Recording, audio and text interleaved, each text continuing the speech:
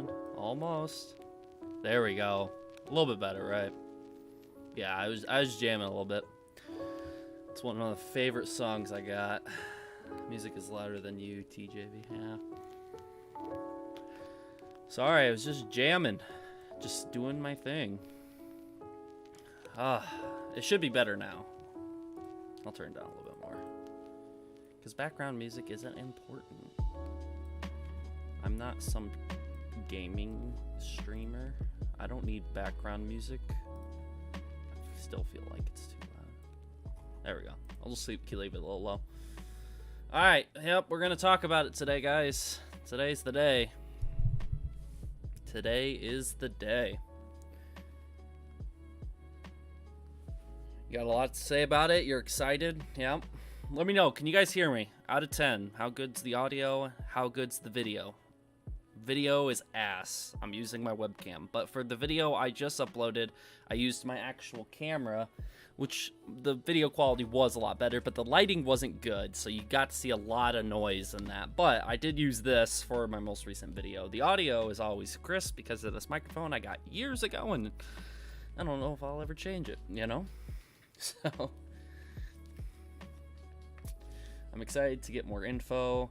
I've been checking Twitter and YouTube to see other people talking about, but nothing so far. Yeah, we're going to talk about everything.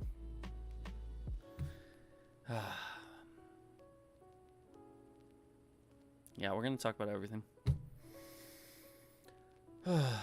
Wait for more people to hop in here. Any questions before we jump into it that is not related to the topic today? Now is your time to ask. Good day, Trev. Hope you are doing well. I'm doing some. Oh, by the way, guys. I'm sorry if I'm not jumping into the stream right away, guys. And I'm sorry I'm not jumping right into the subject that the stream is based around. I just need a minute to breathe for a second. And I'll explain why. And it has to do with the video I put out. But I gotta take a minute to breathe, guys. And I also got a beer. Caleb, unknown in the chat. How was your day, amigo? Stressful. But if anyone else is drinking during this, we need a word to when we should have to take a drink. Whenever a certain word is said, we need to take a drink. I don't mean to make a drinking game about what we're about to talk about, but since I uploaded the serious video, I can relax a bit and have some fun. Wow, TJV drinking as well. Yes. I have not drank a lot recently, and I need to drink some more. I just haven't drank. But football season's coming up, and the Green Bay motherfucking Packers have a lot to prove, so I will be drinking a shit ton. Whether we lose, I'll be drinking for a bad reason if we lose. But if we win, I'll be drinking for good reasons. Both will end with shitty nights, though.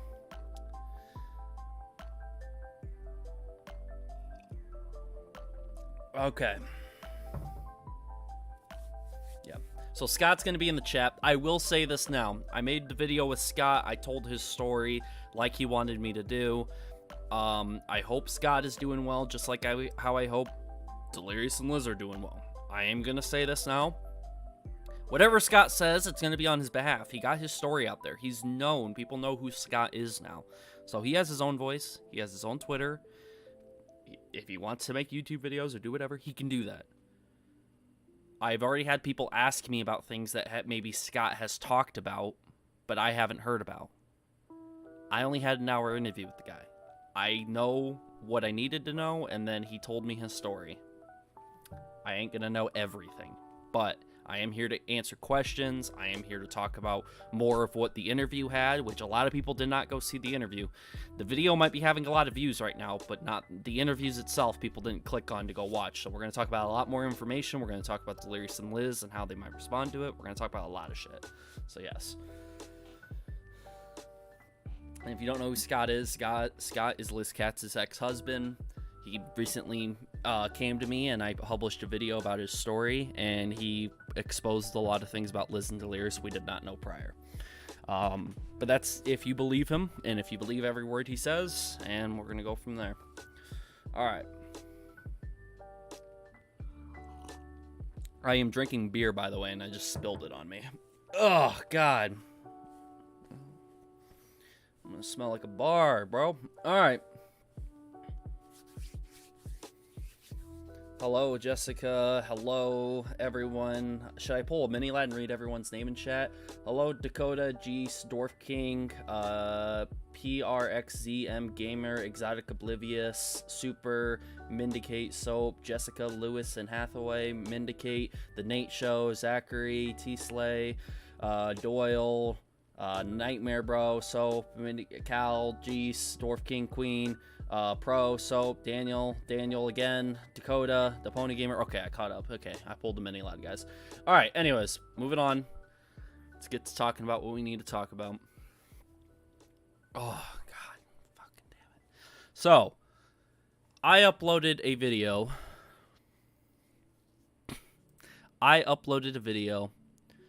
On my channel. Right here. H2O Delirious and Liz Katz, Scott's story of losing his son. Now, people are going to ask a bit about how I got hold of Scott, how this video came to be, XYZ. So I'm here to lay out a little bit of a timeline of everything that went happen, of what happened. August 6th, 4 days ago, I was looking up on Twitter the hashtag H2O Delirious, and I stumbled across a tweet. Saw the tweet. His tweets that, were Scott's. Those tweets were Scott's. They weren't flattering tweets. So what I proceeded to do was pretty much follow him to possibly reach out to him because he was claiming he knew what he looked like and that he had pictures of Delirious and XYZ. So I proceeded to reach out to Scott to see what the hell was going on. Now, I've dealt with people coming to me before saying they know what Delirious looks like and they have pictures. I've had people come to me and do that before. So, but in the past, I've reached out to Delirious to warn him and say, hey, this account is telling me this. Here's the screenshots. I'm forwarding it to you just in case you need to forward it to police or whatever, if whatever the hell's going on. So I always have reached out to Delirious. I reached out to Delirious when I found these tweets from Scott. I said, hey, is this guy, is he just some random troll online, or do you know him, or whatever? I just wanted to let you know what's going on. And Delirious told me, I have no idea who that is. Looks like a troll. And these DMs of mine, I screenshotted and put in the main video, which I'm going to cover. But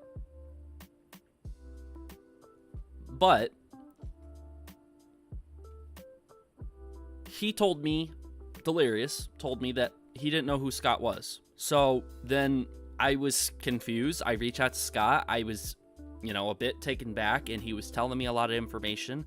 It pretty much led to him and I having a call. And I even told him during our interview, which I think I took out of the interview because it was just us confirming stuff back and forth. But I told him, I was like, hey, I don't know if I can trust you. I need something to validate you are who you say you are. And he validated that. He is who he says he is. And with Delirious saying that he has no idea who the guy is, it had me a bit confused. But it did line up with Liz's tweets, because Liz has been tweeting about these threats and that it's no one to do with online, even though she name drops Ohm randomly. It lines up with her tweets that there's someone IRL, and it turns out it was Scott. And he validated who he is who he says he is. So from that point on, I just had to turn on my listening ears, hear his side of the story, and the interview was recorded, which he gave consent to, obviously. You could see that in the beginning of the interview. And I listened to his side of the story. After the interview was done, I reached out to Delirious yet again and said, this guy validated to me that he does know you guys. I just want to hear your side, Delirious. And I'm paraphrasing here. Delirious said zero idea, implying he still has zero idea who this Scott guy is. So,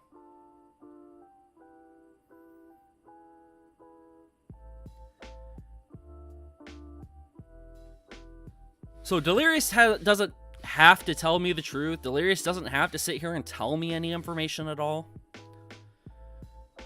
But he's given absolutely zero warning if this guy was dangerous to me. He didn't tell me a warning. He didn't tell me to, like, not message him. He didn't advise me to do anything. He just said, I have no idea who he is. He's just some troll. And that's it. That's all he did.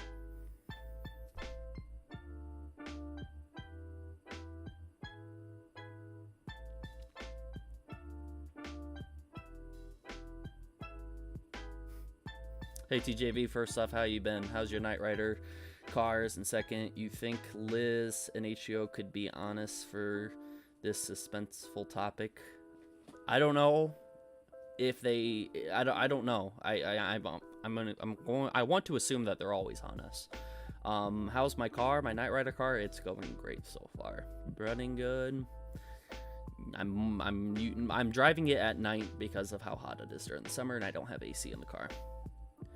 But anyways, that's what happened with, like, the day up. So I reached out to the guy on Twitter because I stumbled across his tweets.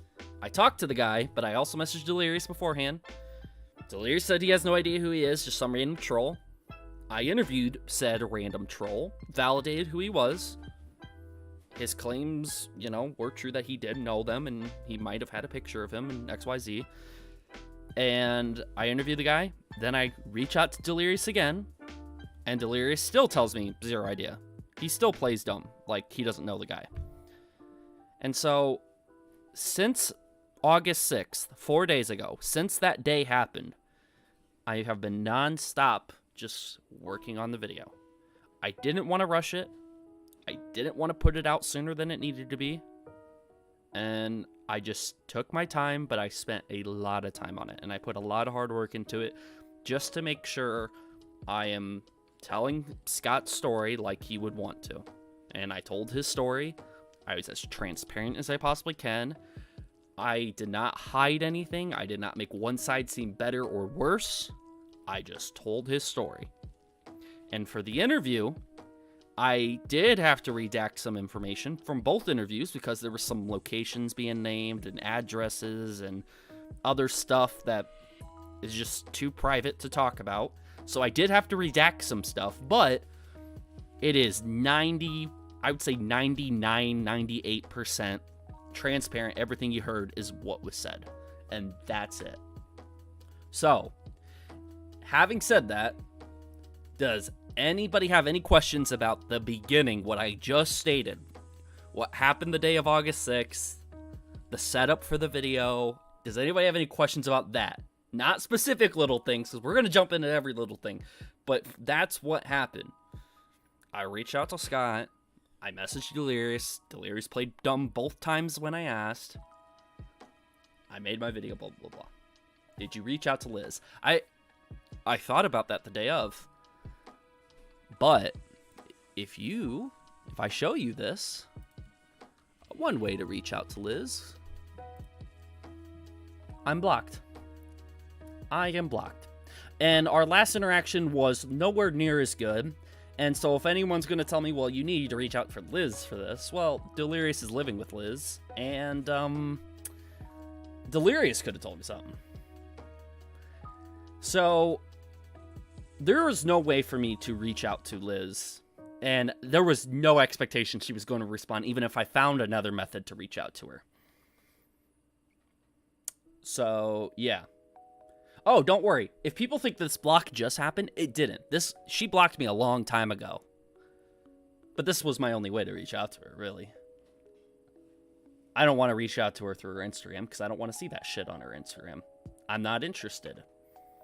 I don't want to go over to any other social platform where she might be posting shit on there. I don't want to see it. But on Twitter, which is bad enough, I had to reach out to that. And if you think I'm speaking ill of on Liz, I'm not. I just don't want to see those types of pictures. I don't. I really don't. I have no interest in that. Now, people are saying you could have reached out to cartoons. Why the fuck would I reach out to somebody who has nothing to do with this fucking situation? Yes, his logo of his YouTube channel was named because it was reference, and it could add a little bit more of believability to people that, hey, maybe Cartoons' character is missing an eye. He based it off his friend Delirious missing an eye.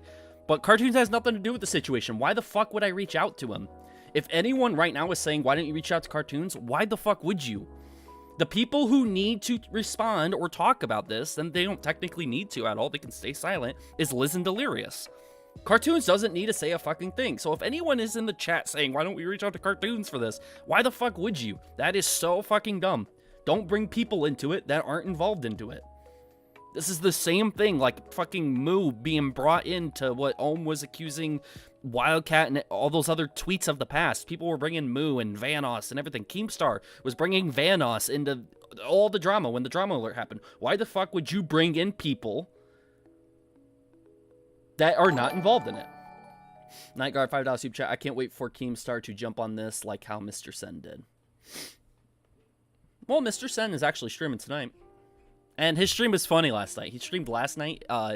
Mr. Sen and Toy Bounty Hunter, they both streamed last night about it. They had some entertaining streams, to say the least. Especially, I'd say especially Sen. His was really funny. But that's just my opinion. Alright, people are saying facts. Okay, cool. Alright. So, everyone agrees right now, we're not bringing Cartoons into this. You're not going to go ask Brock or fucking Brian or Nogla or Evan. You're not going to go ask a bunch of random people about this because it has fucking nothing to do with them. Alright? Set some fucking boundaries here. Alright? Has nothing to do with them. And one more thing, too. Any motherfucker who sits here and says, oh, Omwrecker's involved with this. You can say I'm shilling right now, but what the fuck does Omwrecker have to do with this? If you've seen the video, what does Omwrecker have to do with this? Anybody, tell me in the chat right now what Omwrecker has to do with this. Does he have a single thing to do with this entire situation between Scott and Liz? Zero. So don't be bringing Cartoons into this. Don't be bringing Ohm into this. Don't be doing that.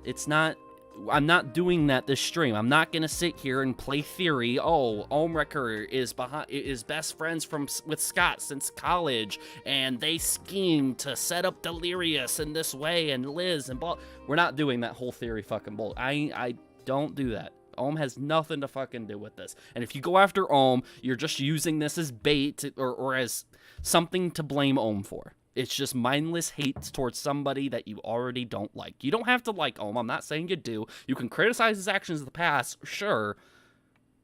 But don't be bringing Ohm into this. It has nothing to do with Ohm. Pretty sure Liz was trying to say Scott was working with Ohm. Yeah, we're going to get into that. We're going to get into her tweets. We're going to start with that. That's what we're going to start with. We're going to start with her tweets, actually. We're going to start with her tweets. The situation is bad. I agree. All right, why don't people like Ohm? Many different reasons. Not going to get into it here. Anyways, let's jump into the video. I'm going to mute the music. Sorry if you like Harris Heller background music.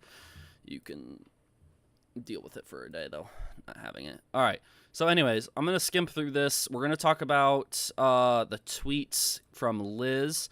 Her first tweet was a little bit before this, right here. So this was her first tweet, right here. Liz made this tweet sitting here saying, I try to keep my personal battles private, but she proceeds to post about this. I'm not going to read this entire thing. If you want to read this entire thing, you can read this entire thing. I just need to read the first sentence, and you understand what kind of tweet this is, what kind of post this is on X, whatever the fuck you want to call it. I try to keep my personal battles private. There is absolutely zero reason to post this. If you need to post and let people know that you're gone for a specific reason, fine. Hint at there's drama happening behind the scenes. But she already did this back in July. One second, guys. She already did this. This is the second time she's tweeting and hinting at some sort of drama happening behind the scenes. Right here. This is her first one. Hey guys, I know I haven't been posting as much as of late. Okay, this tweet's fine because she hasn't been posting as late. She's going to give a little insight to why she's gone because her fans are going to worry and worry what's going on. I'm sorry for that. Since learning about serious and credible threats made towards me and my family, it's been hard to get back in the groove. Still really shaken up from the audio clips, hoping to get back into things soon. So, this was posted on July 24th of 2023. July 24th of 2023. July 24th was just a mere, 2 weeks ago? Yeah, about 2 weeks ago. 2.5 weeks ago. So she already let us know 2.5 weeks ago that, hey, there's some drama happening behind the scenes. Whatever. Not that big of a deal. This is on August 7th. A day after I'm talking to Scott. I follow Scott the 6th. I messaged Delirious and warned him about Scott. Delirious doesn't tell me anything. Tells me he has no idea who the guy is, which is a lie. And then I talk to Scott, he validates, I reach out to Delirious again, Delirious continues to lie, saying he has zero idea who this guy is. And then it proceeds to the next day, where I'm working on the video and cutting the interview together and seeing if I'm going to be doing this or not. Liz ends up putting a Twitter post out, saying I'm trying to keep my personal battles private, even though 2 weeks prior to this tweet, she already let us know. She already told us there was drama happening behind the scenes. She just wanted to update with the new information she got, which the new information she got was that I followed this guy and I'm talking to this guy, and apparently Ohmwrecker followed this guy. Now, to my understanding, why Ohmwrecker would have followed him and addressed this, because I'm going to have to talk about Ohmwrecker in this tweet anyways. Ohmwrecker followed this guy because the guy ended up tagging Ohmwrecker. In many of the tweets, he tags every member of the Vanoss crew, including Ohmwrecker, who's no longer part of the Vanoss crew, but he tags everybody. And so, Ohmwrecker follows him back, and I, real quick, even though I just did a huge rant that Ohmwrecker has nothing to do with this, and he doesn't have anything to do with what's going on, I reached out to Ohm's attorneys about it because Liz name drops Ohm and Ohm's attorneys. And I reach out to Ohm's attorneys, and Ohm's attorney responds to me and gives me a statement I can give you guys publicly. So you guys are going to hear something from Ohm's attorney here in a second. I did not have it prepared, though, so 'cause I knew I was going to bring it up. I just didn't have it prepared, so you're going to get flashbang TJV for a second. And I'm going to do this real quick.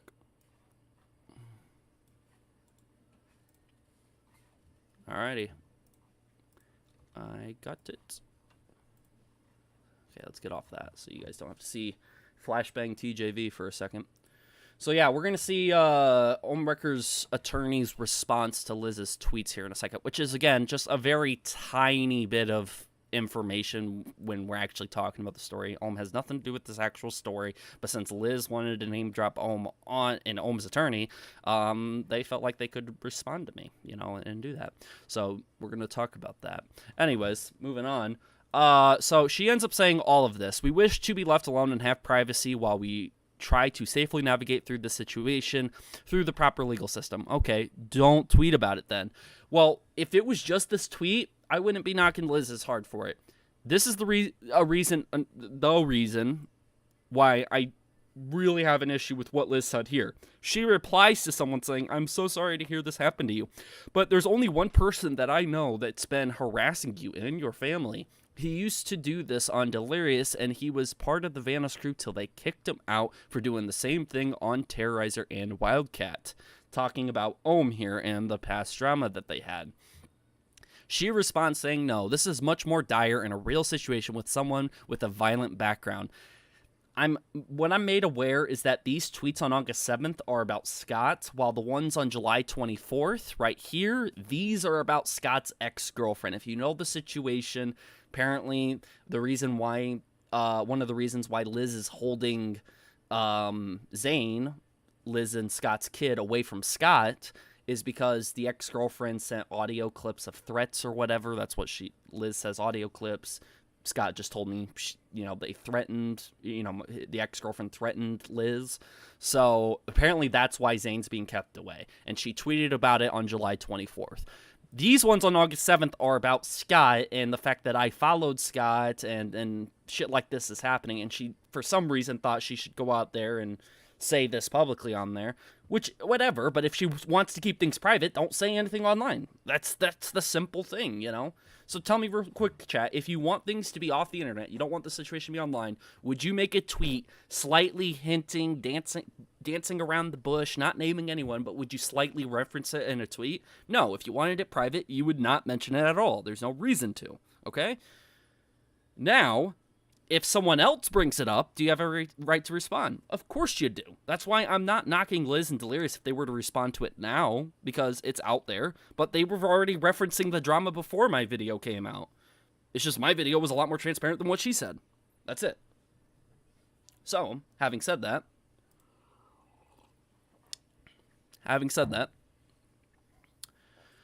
ironically, outside of their previous threats in a rather ridiculous attempt of let me reread that. I just took a drink of beer. All right. Ironically, outside of their previous threats in a rather ridiculous attempt of coercion, this individual has been in communication with Omrecker, his lawyer, and the gossip channel directly linked to Omrecker. Guys, tell me in the chat real quick, who's this gossip channel directly linked to Omrecker? Who do you think that is? I'll wait. Right here.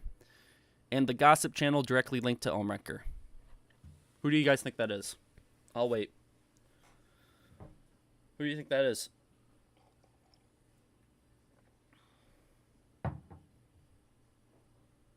You, Gossip Channel, you TJV, LOL, Keemstar. Oh, good guess. Me and Keem look a lot alike now because I'm growing a full-ass beard and everything.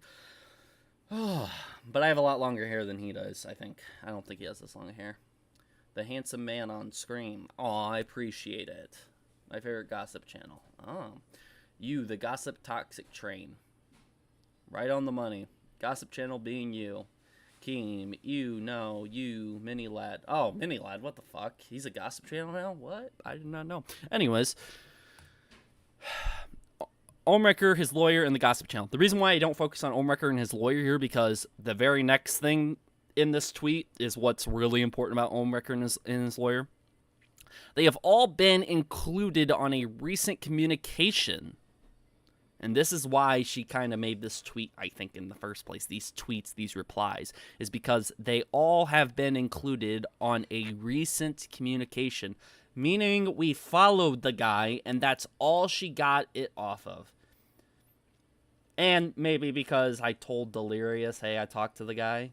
But why would she bring Omrecker and the lawyer into that? I don't know how she would know that information. Maybe she knew it through someone. I don't know. But I had no idea Omrecker and his lawyer were reaching out to him until after I already had multiple conversations with Scott. So I thought it was a baseless claim. Maybe she heard it from someone. Because apparently those conversations did happen. Which has nothing to do with them. Good thing she put that, because it has nothing to do with them. Yep. Omrecker and his legal team have been eagerly given this lunatic an ear and are literally being used by this individual as an attempt to blackmail and intimidate me, as laid out by them in communications. Again, my kids come first, and okay, make it all about the kids and the family afterwards. Okay, so anyways, calls out everyone. That's what happened here. Don't need to dance around the bush and sit here and be like, hey, it's all about family and the kids. Don't say anything on Twitter, and it'll avoid anything else. Nope, I gotta mention it on Twitter, and then mention my kids and my family afterwards. Okay, anyways, that's what happened there. So, this is Ohm's attorney's response to Liz's tweet. Keep in mind, she mentioned there's communication between Omrecker and his lawyer, and she mentions Omrecker and his legal team have eagerly given this lunatic an ear. Okay. This is what Ohm's attorney gave me. Hi, TJV. Yes, our comment is below. Thank you. Because I'm asking, hey, can you make a public statement about it? She says, or the attorney says, before this week, when Miss Katz's ex-husband, Scott, emailed all counsel in this case, neither Mr. Lord nor our office had any communication with him. We look forward to litigating this case on its merits. What does that mean? Scott emailed all counsel in the case. according to Ohm and his attorney, all counsel in this case, Ohm and his attorney got emailed by Scott. They didn't reach out to him prior than that. Boom. Someone just said in the chat they weren't aware of Scott. Mr. Lord, yes, Mr. Lord is Ohm, by the way, if you did not know. It means Ohm didn't contact Scott, right? Based on the tweet, that's not what happened. Scott reached out to all the counsel in the case, according to Ohm's attorney. That's what happened. Scott just said in the chat, nope, they weren't aware. So what does this all mean? Ohm and his attorney aren't lending an eager ear to a lunatic. Ohm is not plotting, sitting here trying to reach out to Scott for information. That's not what's happening. Scott reached out to all counsel in the case. That's what happened. Liz, on the other hand, wants to go out and put that these lawyers are going up to a lunatic and trying to listen to him and gather information, whatever she's trying to imply with that. Which, again, the fact that Delirious and Ohm are in a court battle right now is so unprofessional to go after the attorneys publicly. Say whatever you want about the guy who's suing you. Your attorneys are going to tell you, hey, don't say anything publicly because you don't want to get, more evidence of defamation and blah, blah, blah, and harassment, XYZ. But it's so unprofessional to go after attorneys and assume the attorneys are sitting here trying to get involved in devious ways. So Liz is doing that, sitting here saying this, and Ohm's attorneys is like, we got contacted. We didn't contact the guy. What are you talking about? Now, granted, if you wanted to super defend Liz, you can sit here and say, well, she just said communication. She didn't say who reached out to who. But if anyone read this, with the top reply, she has no problem mentioning Ohm, the attorneys, and bringing all of that up. And having people think, like, tell me, guys, in the chat, if you read this reply where she brings up Ohm, the attorneys, the gossip channel being me, blah, blah, blah, blah. If you read this reply, what does it imply to you? Does it imply that Delirious, or does it imply that Scott, that they just communicated, we don't know who? Or does it imply that Ohm and his attorneys reach out to Scott? What does it imply? Does it imply that they just communicated and that's it? Or does it imply one reached out to one? You tell me. But to me, when I read this, I'm like, oh, so Ohm and his attorneys are reaching out and lending an ear to this guy? What? That doesn't make a lot of sense. It looks like Liz was making Ohm out to be the bad guy. Oh, Mendicate. Oh, you're gonna kill me with all these very smart assumptions going on, Mendicate. It looks to me Liz was making Ohm out to be the bad guy. Isn't that interesting? Well, they're in a court battle and they don't like each other. Of course they're going to make each other look like the bad guy. Ohm's going to make Delirious and Liz look like the bad guy. Because he believes they are the bad guy in it. So does, Liz and Delirious believe Ohm's the bad guy. They're going to do it. But it does look like this was just another cheap shot. Ohm has not said anything publicly. Yes, he followed the guy because the guy was tagging in him. That's all I know. And apparently, according to his attorney, the attorneys got contacted. And that's where communication stood, as far as I know. I don't know what they talked about. I'm not in the middle of their shit.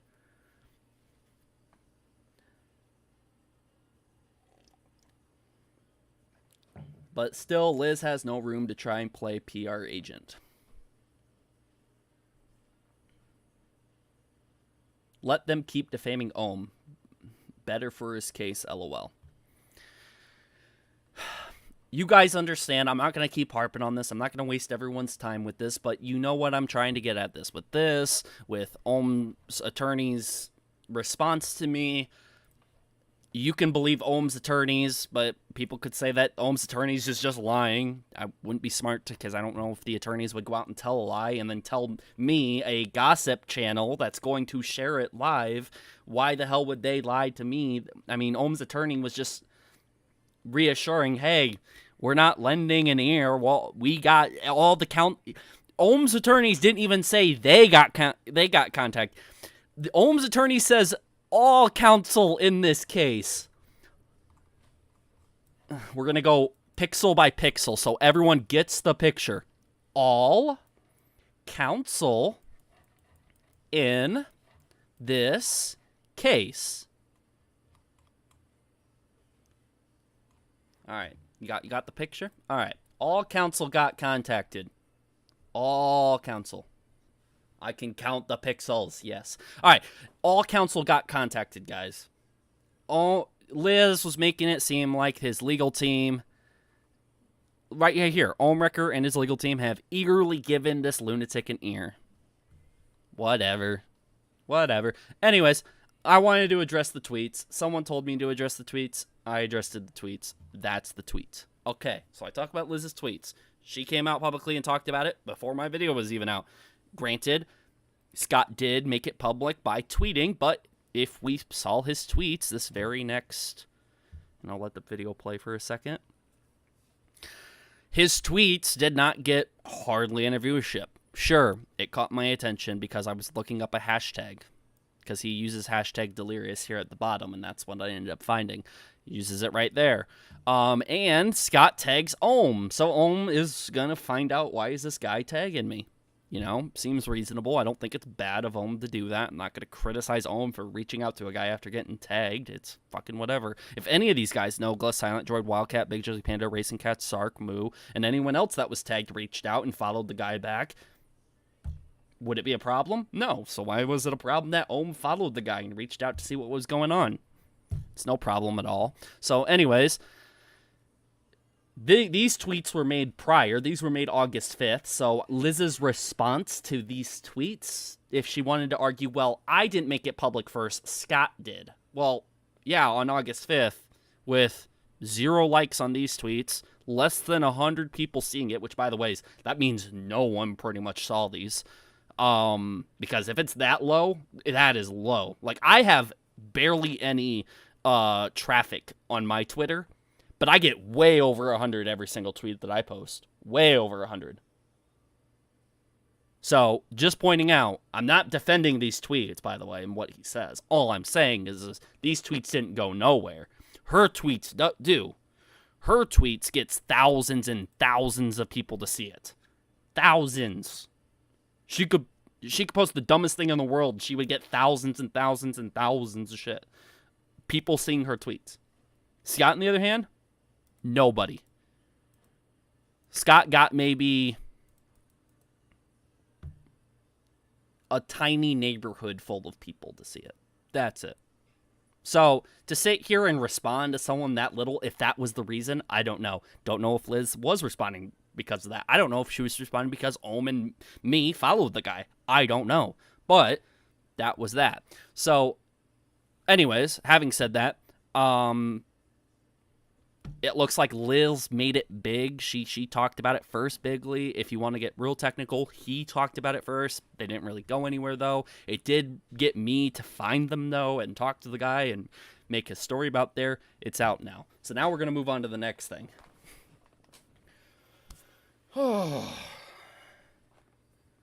Twitter doesn't like Delirious, but they like Liz. I don't know. So, anyways, now we're going to talk about the video and the interviews and stuff that wasn't really highlighted as much in the main video. But before I get into that, I am going to point out one more thing about Ohm, which, again, this has nothing to do with Ohm, but just to further go about it, Twitter was, there was a couple replies hinting it could be Ohm. She did reply to somebody that was hinting at Ohm, which why even engage with people who are hating on Ohm? That just makes you and Delirious look bad. But she did it on Twitter. This is what happened on the Vanoss Gaming Reddit. Somebody posted what she said, and it's the same words. Same fucking thing she posted on Twitter. This guy said, I know this is Vanoss related, but I felt like this was important to post here just in case anyone is curious about Delirious or even Liz Cat's inactivity. I hope they stay safe. This is heartbreaking to see. By the ways, they're not that inactive. What did they take? It was a couple days since they posted. It's not that inactive. It's not like they've been gone for 2 months. Chill the fuck out. Anyways, moving on. everyone in this Reddit is dogging on Ohm, and I'm going to kind of read these as fast as I can, but look how much people are dogging on Ohm when this has nothing to do with Ohm at all. Does he say anything about Ohm? No. Dude, hold on, let me look. Do these have anything to say about Ohm? This one, nothing about Ohm right there. Okay, next one. How about this one? Nothing about Ohm. Okay, next one. Okay, I didn't look at the first one. Nothing about Ohm. Okay, so nothing on here says anything about Ohm. Blah, blah, blah. Let's read these. I'm spelling some Ohm Wrecker shit. He apparently commented on this post. Did he? What the hell? I don't know if he did or not. This is either some random or Ohm. I can already tell who she's most likely referring to. Fucking Ohm. There's no way in hell. It's nobody else but him. This sounds like Ohm, aka Ohm Threatener, and a huge paragraph talking about it. Who else can just imagine? Okay, that ain't that. Keep scrolling down. Ohmwrecker is trying to be a homewrecker. Fuck that guy. God, I fucking hate Ohm. He's just a salty bitch, and now he's messing with Delirious once again. There's no way this isn't Ohmwrecker. Guess what? It's not Ohmwrecker, guys. It's not. It's not Ohmwrecker. Hi, Mr. Sen. You just doxed my full name, and I'm suing you now.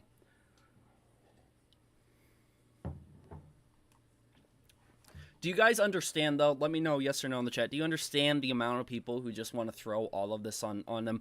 If Liz is going to be this vague about the drama that she's doing, like, that she's dealing with IRL, you know people are just going to use it against Ohm, right? Does everyone understand that? Does everyone understand the constant dogging that's happening on Ohm? Not trying to defend the guy or his actions. I'm just saying, do you guys see the constant dogging on Ohm? And I mean dogging as a very bad thing, not a good thing. Not calling Ohm a dog. I want yeses from everyone in the chat right now. Every single person better say yes in the chat. I know that I just said that. People are going to now say no in the chat, but... Alright. Alright, everyone understands. Good, we can move on now. Oh, and by the way, this goes a lot deeper than you think. Like, there's a lot of comments. It goes a lot deeper than what I read off. So, if you want to go on the Vanoss Gaming Reddit and find that, you know where to find that. Go find that. XYZ, XYZ, XYZ. So, having said that, I covered the Reddit thing. People are dogging on Ohm. Me personally, I don't think it's fair. I think it's completely stupid to sit here and connect every little bad thing happening in Liz and Delirious's life to Ohm. That's not the case. It's not happening. Chill the fuck out. Seriously, guys. Like, I don't understand why everything needs to be the result of Ohmwrecker. I don't understand that at all. That's like back then when people sat here and said every bad thing that happened to me was Minilad. Minilad did something. Everything. If my stream crashed, Minilad did it. Minilad did it 100%. It makes no fucking sense. Just because someone is in feuds with someone, not every fucking bad thing is happening to them. You want to criticize something a little bit more concrete than just make the assumption, oh, this has to be Ohm. Some of those people on that Reddit and on Twitter were sitting here being like, there's no fucking way this isn't Ohm. There's no way. Really? Because it's not, guys. It's not Ohm at all. It's a guy named Scott Reinhardt and a situation to do with his kid, Zane. That's what it's about. Not Ohmwrecker, guys. Alright, anyways, we can move on. So, did I get everything out of the way? I pretty much covered everything that's, like, not about the video, but slightly about the video. Did I cover everything? Am I missing anything, guys, that I need to cover before I jump into the interview or the video? That's it, TJV. If you think Delirious did this, then I'm going to bring up Ohm. That chat person. Pretty much. Is there anything else? But this has nothing to do with Delirious. It's Liz and Scott. It does have stuff to do with Delirious, on the contrary. It does have stuff to do with Delirious, on the contrary.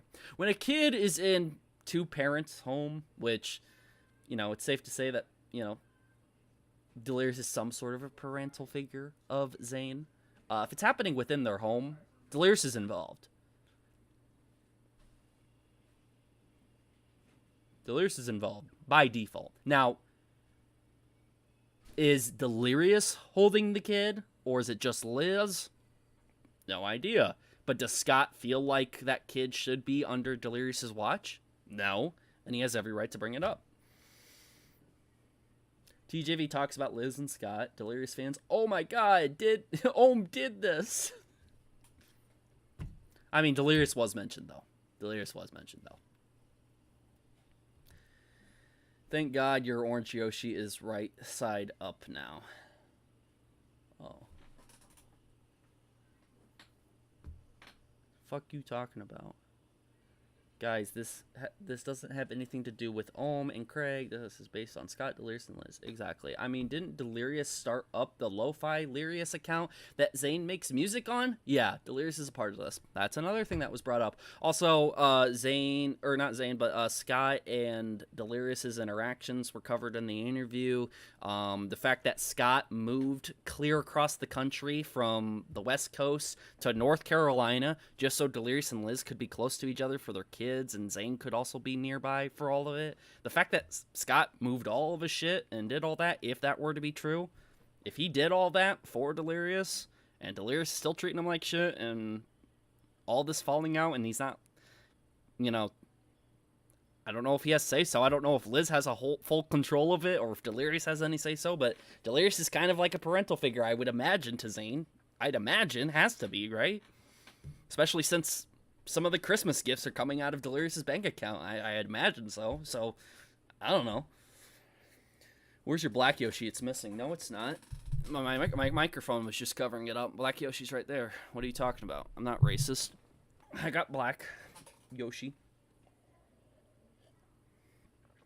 I got Black Yoshi. Stop saying justice for Black Yoshi. He's right there. Chill. What do you guys need? Him right next to the fucking camera? There. This is all you're going to get for the rest of the stream. So, anyways, talking about the video. What was I talking about?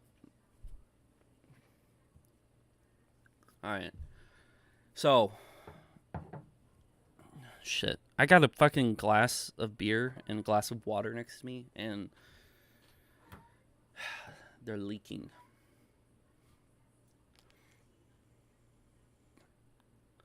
Alright, anyways, the video that is made here, I'm gonna switch to this for a second because I'm gonna refresh to get a update of the comments real quick before we jump into this. But if you need to see the video, there's a pinned comment on the stream. I'm not gonna go over every aspect of the video, but TLDR, is that what it is called or whatever? You want a quick summary of what the fuck happened? This is what happened, according to Scott's story. Because, again, you don't have to take his story as factual. It is just his side. He is sharing his experience and his story of all of this. So you could choose to believe it. You can choose to have it slightly believable. You can just wait until the other side responds. You can wait till evidence. You can do whatever the fuck you want to do. That's up to you. This is just Scott's story. And Scott's story, a quick summary of it, is that he did a lot of things for Liz and Delirious, but he's been doing nothing but getting treated harshly. And one of the worst things is that his kid Zane, at the age of 14 now, is being taken from him, and he's not allowed to have contact or see the kid anymore, his son. So he feels like it's necessary to go out publicly. Now, one of the major questions I got is, why didn't he go to court? Why doesn't he do this the legal way? Doesn't he have custody? Can't he just go to family court and do this, XYZ, blah, blah, blah, blah, blah? This is what I understood it as. Scott just felt like he had no other option. Scott doesn't make that YouTuber money like Delirious does. Scott doesn't make that money that Liz makes doing her lewd and erotic photos. Am I gonna get canceled for that, or is that a okay description of what Liz does for online stuff? Did I describe the job right? Special job. Yeah, Liz's special job online. Let's say that. Okay, her special job online. Okay, her spicy Yeah, okay, I don't know. I can't say the word spicy. I'm gonna get canceled for that. Okay, and anyways, moving on. So, Liz and Delirious make a lot more money than Scott does. So he feels like if he were to go to court, he would be pretty much, he'd end up going bankrupt. Because he doesn't make nowhere near as much as that. And all he wants to do is see his son. And so he feels like going to court and having a lot of money drained from him and losing all this money just to want to see his son is really ridiculous. So he feels like this, on top of the bad behavior he's been treated and XYZ, and what he believes to be very creepy behavior from Delirious by not being honest about what he looks like, he feels like this should all be exposed. Whether you agree with his actions or not, that is what happened. That is why, to my understanding, why he came forward. He came to me to make a story, do an interview, XYZ, XYZ. Anything confusing there? Any questions about that before I move on? It wouldn't matter if you had no choice. It's still wrong. If you believe it's wrong, RC Shadow, you believe it's wrong. Have fucking fun with that. Cool. People think it was the right thing to do. Cool with that too. Whatever. Okay, but is there a custody agreement? So, he didn't talk to me much about that. He did tell me that it's pretty much kind of like a 50-50 thing where, he told me that he has custody, but they kind of, most of what Zane does is with his father, and then he will go visit Liz. And apparently the last time Zane went to go visit Liz, he never came back, and Liz has refused to give him back, and Liz has refused contact, and XYZ. That was what I was told.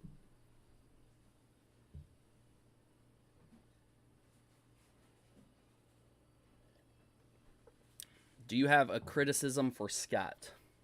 Yeah, I don't like his tweets that he put out there. I thought they were dumb, and I said that in my main video. That is one of my criticisms.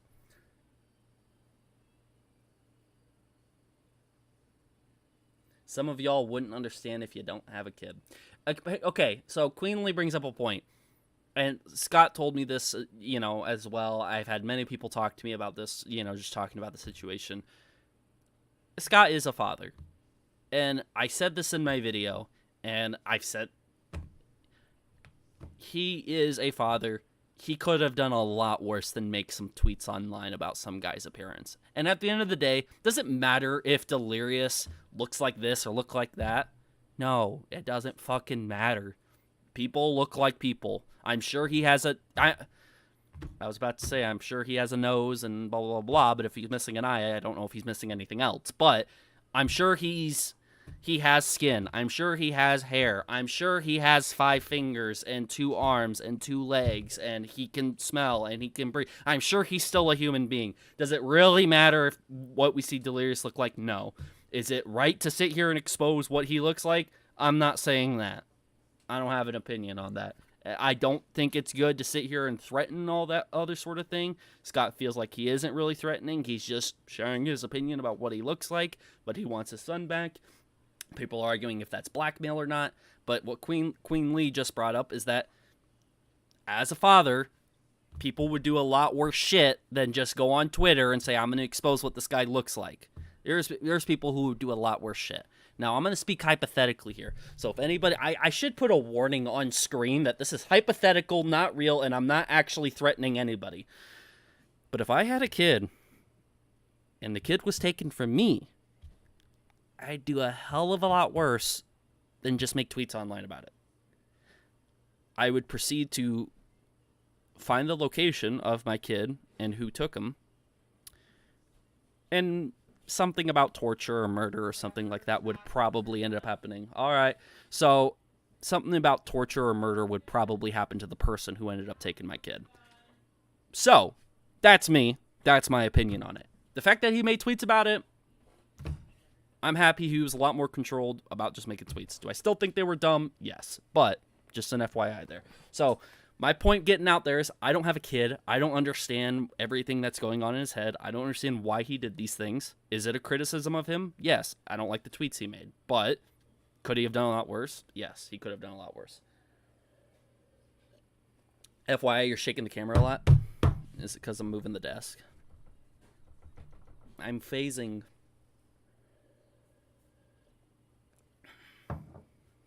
The T in TJV stands for torture. It would for the guy who takes my kid.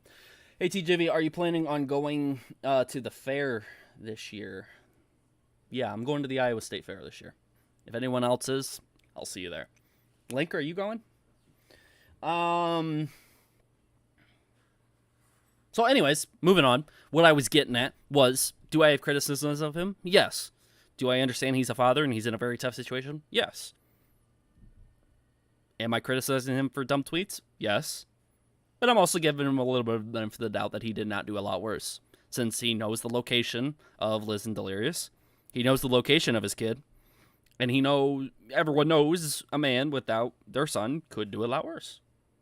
And I'm not just trying to exclude mothers either. Mothers can do a hell of a lot worse too than just do tweets. I'm talking on the case of assault and a bunch of other shit like that. Shit like that can go down. And the fact that it didn't and it hasn't is a good thing. Just putting that out there. TJV, do you know what Delirious looks like? No, I do not. I only know descriptions of him.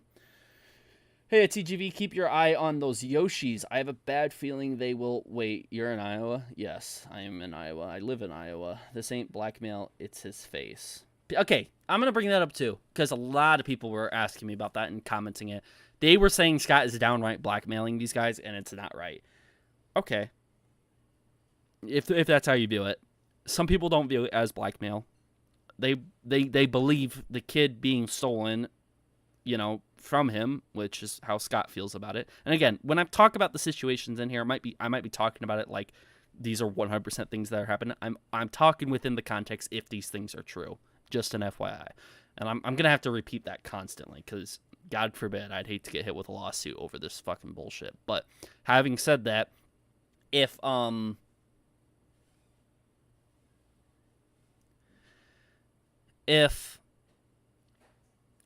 what was I just talking about? Okay. So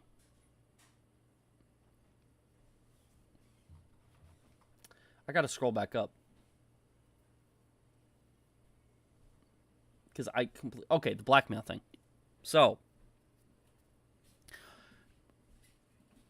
if in this situation the kid is being kept away from Scott and Scott has to respond in some sort of way, regardless of what he does, if he sits here and files a lawsuit against them for holding the kid, well, people can look at Scott saying, oh, well, you filed a lawsuit against them, or you went to court, or you got police involved just because the kid was taken away. People could spin that whatever he does can look bad.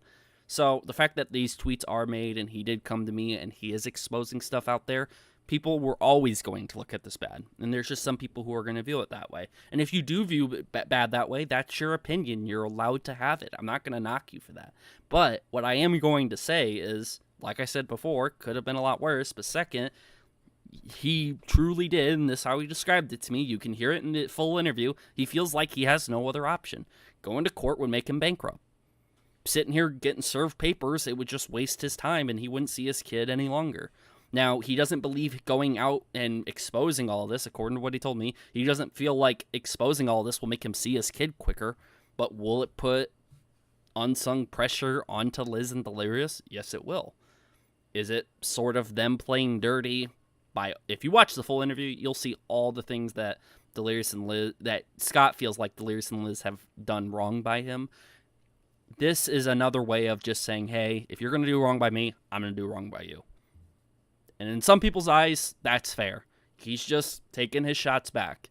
He's not going to sit here and keep getting pounded when hit while he's already down. He's going to hit back. And that's what I got from him. That's how I perceived it. Now, I'm just letting you know that that's how I perceived it. If you guys perceive it differently, that's fine. But let me know in the chat. Put a number 1 in the chat if you perceive it the same. Let me know. Okay, so if you view it the same way I just described it, put a 1 in the chat. If you view it any differently, put a 2. And then put a 3 if you just really don't give a fuck. So a couple 1s. People view it like I view it. I'm waiting for a number 2 if you view it differently. And a number 3 if you don't care. So there's 1, 3, a bunch of 1s. Someone said 4. Fuck you guys. You guys can't listen to simple fucking instructions. TJV. Okay, so a lot of 1s. I don't see any 2s. Okay. TJV, does the Vanos crew know about this drama? I don't know. They have to know about it now since it's public, but I mean, if it all depends if they want to watch my video or not, or watch the stream. That's up to them if they want to see it. They don't have to see it. It would be interesting to know if they know anything about it, but again, if they still play with Delirious. Now, this is something I wanted to talk about too. So, Delirious, somebody told me that Delirious hasn't been playing with the Vanoss crew much. That Delirious hasn't been playing with them much. Now, is there a recent video where they are playing together? Because I thought they still were playing together. And again, I'm not trying to bring up the Vanoss crew into this. This has nothing to do with them. But is Delirious still playing with the crew? Or, like, have they not played for a while? Recent Gmod Death Run. Did they release merch? Ooh. He is. It's just rare. Okay, so it's rare. Okay.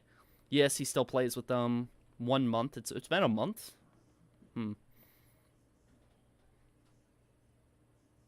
Okay, Texas Chainsaw Massacre with Bryce. They haven't played for a while. It's less frequent for sure. Okay, regardless, I don't really care. The point I'm just getting across is that there was already less frequent appearances by Delirious. And I don't know if that has to do with the Ohm and Delirious case that's been going on or what.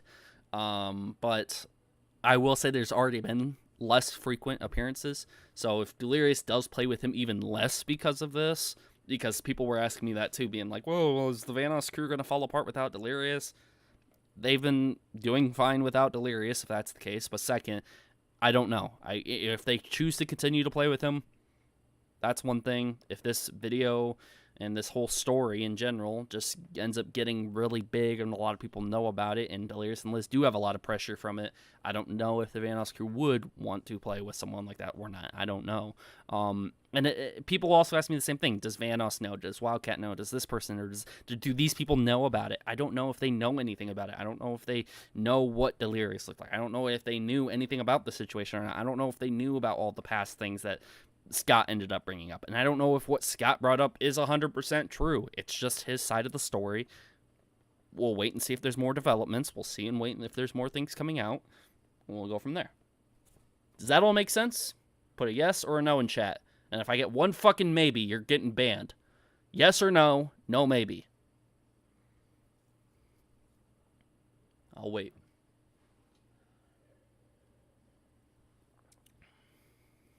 Alright. Do I have any mods in the chat? Queen Lee needs to be banned. She put maybe.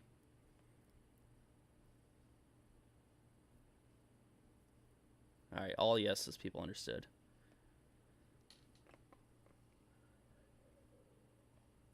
Someone put Queen Lee in timeout for me, please and thank you. Alright, anyways, moving on. That's pretty much what I gotta talk about in terms of the video. Some people had a problem with me sharing the DMs between me and Delirious. This is my opinion. I don't expect any more DMs from Delirious at all. And why the fuck is there ads on my own goddamn video? How does that make sense? Can I make money off of watching my own video? I'm in my YouTube account right here. I'm on the same... Why does YouTube do this? Why can I make money watching my own video? Why do I get ads? Tell me. Someone tell me in the chat. Someone has to know the answer. Why? Why is this happening? I'm so upset about this for no fucking reason. Why? Why am I getting ads on my own video? I shouldn't. Money glitch? Yeah, I'm going to be running this 24/7 from this point on. I'm going to I don't know if I can do I got to figure out how to do that. But I'm going to do this 24/7 now. I'm going to make money off of watching my own goddamn videos. That's what I'm going to do. Is that fraud? I don't know. I don't know if they have YouTube policy about that or not. Hit that loop option. Yeah, right click, loop. Check. I'm going to be running this after the stream, guys. All right, anyways. Yeah, that's so dumb. Why there shouldn't be ads for the creator who made the video. That makes no sense. All right, anyways. Some people were upset that I shared the DMs. Some people were questioning, why'd you share the DMs? The reason why I ended up sharing the DMs was just to prove that I did reach out to Delirious prior. One of the things I've been called out a lot, which Mr. Sen is in the chat, right? Mr. Sen, I just saw him say LOL. He thinks I'm funny. All right, Sen, are you in the chat? Please tell me you're in the chat. Please tell me you're in the chat, Sen, because I need you for a second. Okay, Sen's in the chat. Okay, Sen, there was a time where I didn't reach out to Louis, right? And I got a lot of flack for it because I didn't reach out to him. Yes or no, Sen? Did that happen? There was a time where I didn't reach out to Louis to get his side, and I should have, right? All right. So, do you see what I'm doing here? I'm reaching out to the other side, like I should, to get the other person's side. Do you know what he said to me? He said he had no idea who the fuck the guy was. And then down here, which you can see there's a time jump of like 4 hours in between the messages after I did the interview and after I sat down and looked through the interview and processed everything. Look it. I reach out to the guy a second time and say, dude, this guy vetted everything. I just want to hear your side of things if you don't mind. Zero idea. So, one, Mr. Sen, are you proud of me? Because I've improved. Second, do you guys understand, though, that this is why I reached out to him? Do you understand, like why I shared these DMs? To show that I reached out to the guy. I tried letting him know everything. I'm trying to do this. Do you guys understand this?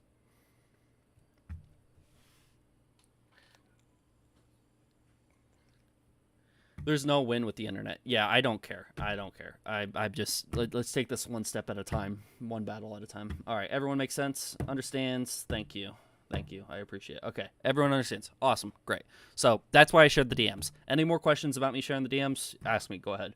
The interview with Scott mentioned that Delirious is in the background of Vanoss crew background photos. You're going to have to take that up with Scott, but yeah, he apparently told me that. He says that if you look hard enough in the background of, like, photos of the Vanoss crew, you can see some big guy, that how he described him. How can we be sure it's Delirious without a face reveal? JK. Yeah, I guess this could be a fake Delirious Discord account. I don't know if that's what you're meaning, but anyways, I don't mention anything else there. The Scott interview. Okay, right here, the Julie interview. Does anyone have any questions about Julie? Does anybody have any questions about, like, the Julie interview? Her entire interview is listed as well. No questions. Awesome. Solid video. Okay, what'd you guys think of the... instead of just talking and informing you guys all the time, I want to hear from you guys. What'd you guys think of the Julie interview? You thought it was all right? It was good? It was kind of heartbreaking to listen to if this stuff ends up being true, but... Yes, why is the aunt part of the private problem? She was just someone to help validate some of the story, so it's not just coming from one source. Hager Dagger, you probably don't need another person to do it. If you're asking that question, you probably don't need another person to hear another person's side. But it was an extension of Scott's side telling more of it. Does that make sense? Is Julie the aunt? Yes. Yeah, crying emoji. Oh, I didn't watch that one yet. I'll watch it soon. Yeah, Julie's interview is, if you look at the description, you can look at the description of this live stream. I have Julie's interview listed. Yeah, makes sense. Okay, you get it. I didn't get to see it, but I thought she was a good witness. Yeah, she, again, what I don't know if all these things are true or not, but she was just an extension of Scott's story, and it was another person to help validate what Scott was trying to tell out there, and that's all it was. So you can watch that. I will say most of the video is Scott's interview, but oh my god, there's so much more to Julie's interview than what is in the video. There is so much more. To anyone who's seen it, were you surprised at how much more stuff was? There was a lot more stuff in there. And her interview is a little bit more heartbreaking, not because of any of the drama, because, like, every time she mentioned this, okay, trigger warning for anyone who doesn't want to hear anything a little heartbreaking at all, but, so just mute for, like, 20 seconds. But she mentions her husband passed away and everything like that, and every time she mentioned it, it did seem a little heartbreaking to hear. All right, you can unmute now, anyone who didn't want to hear it. But it was a little heartbreaking to hear. So I felt really bad having to talk about any sort of drama when talking to her. And plus, yeah, it was just a lot. And I cut out the first 3 minutes of the interview because her reception was really bad, so she had to, like, walk outside to get good reception. So I was making her stand outside. I didn't know if the weather was good or bad, or if it was cold or warm outside, but she's on the top, you know, of a mountain apparently, and she had to step outside in order to get communication and everything. So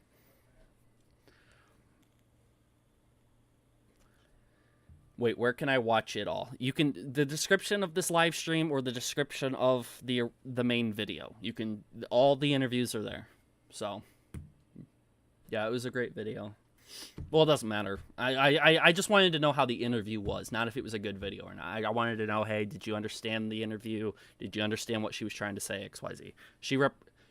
She's a representative officer of the courts. Yeah, she has a Julie has a huge legal background, by the way, and she talks about it a bit, but you can tell like her and her husband were huge into law, and they've been in a ton of courtrooms, and she even shares that very opinion. She says, I've been in a lot of courtrooms. A lot of judges would not like what Liz and Delirious are apparently doing in terms of like what Liz does online, like the erotic photos around in the children in the house. She talks about that, so she's a sharp lady. That's a very nice compliment. So yeah, Julie was super sweet, and the story with her husband so sad, but she was very helpful. Yeah, she really does. She has a huge legal background. Yeah. Again, some things were had to be redacted. I can't share like where they were doing their law stuff at and some of that stuff right there, but does H2O wear glasses? I might have found. Okay, I don't care if you found photos. I'm not trying to sit here and look at photos right now. That's the last thing I want to do is look at photos of Delirious. I think there's a lot more pressing things than looking at what he looks like. But again, if Scott wants to post a photo one day, or if they want to come out with a face reveal, fine. But that's the last thing I want to focus on. Again, and that's another thing people went after me for. It wasn't a lot, but there were definitely some people. Some people thought that I was trying to sit here and take down Delirious or cancel Delirious or take down Liz or whatever. If I have any reason to go after anyone, if I had any reason to, it would be Liz, and the only reason why is because she literally sent people from her Twitter account after me to sit here and harass and bully me, and she did absolutely nothing to stop people from doing that. She never warned people not to do that. She just helped get people to my account to harass me. So if I had any reason to be mad at anyone, it would be Liz. Delirious, on the other hand, he's just some fucking internet guy. He's a gaming content creator. I used to watch him when I was younger. I have no reason to take him down or cancel him or do anything. There was a story that came forward. The guy validated who he was, and it was pretty heartbreaking hearing the story if it ends up being true. And it was believable enough to post it because now a bunch of people are at odds about this shit. And if this stuff just makes you slightly uneasy but you don't want to buy into the story, well, it was enough to post it to make you feel that way. And there's a ton of people who do buy into it. People believe what Julie says. People believe what Scott says. Some people don't, and that's just the end of it. So again, I'm not trying to take down anyone. I'm not bitter. I'm not spiteful. I'm not hateful towards anyone. So just getting that across.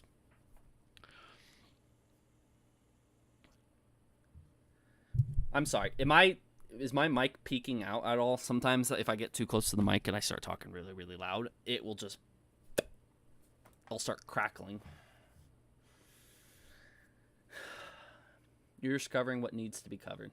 Again, and that's the thing too. People argue that this doesn't need to be covered. And I've heard a lot of good arguments saying, hey, you did not need to post this story. There was no reason for you to post this story. I found some really credible arguments for that. At the end of the day, I was just so baffled by what I heard.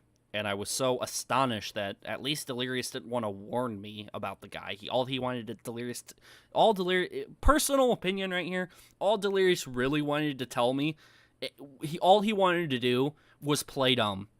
He didn't want to, and he doesn't have to tell me anything. He doesn't have to tell me the truth. He doesn't have to lie to me. He doesn't have to do anything. He doesn't even have to respond to me. But the fact that he responded and didn't at least tell me, hey, watch out, this guy could be weird or whatever. No, all he did was call him a troll and say, I don't know who he is.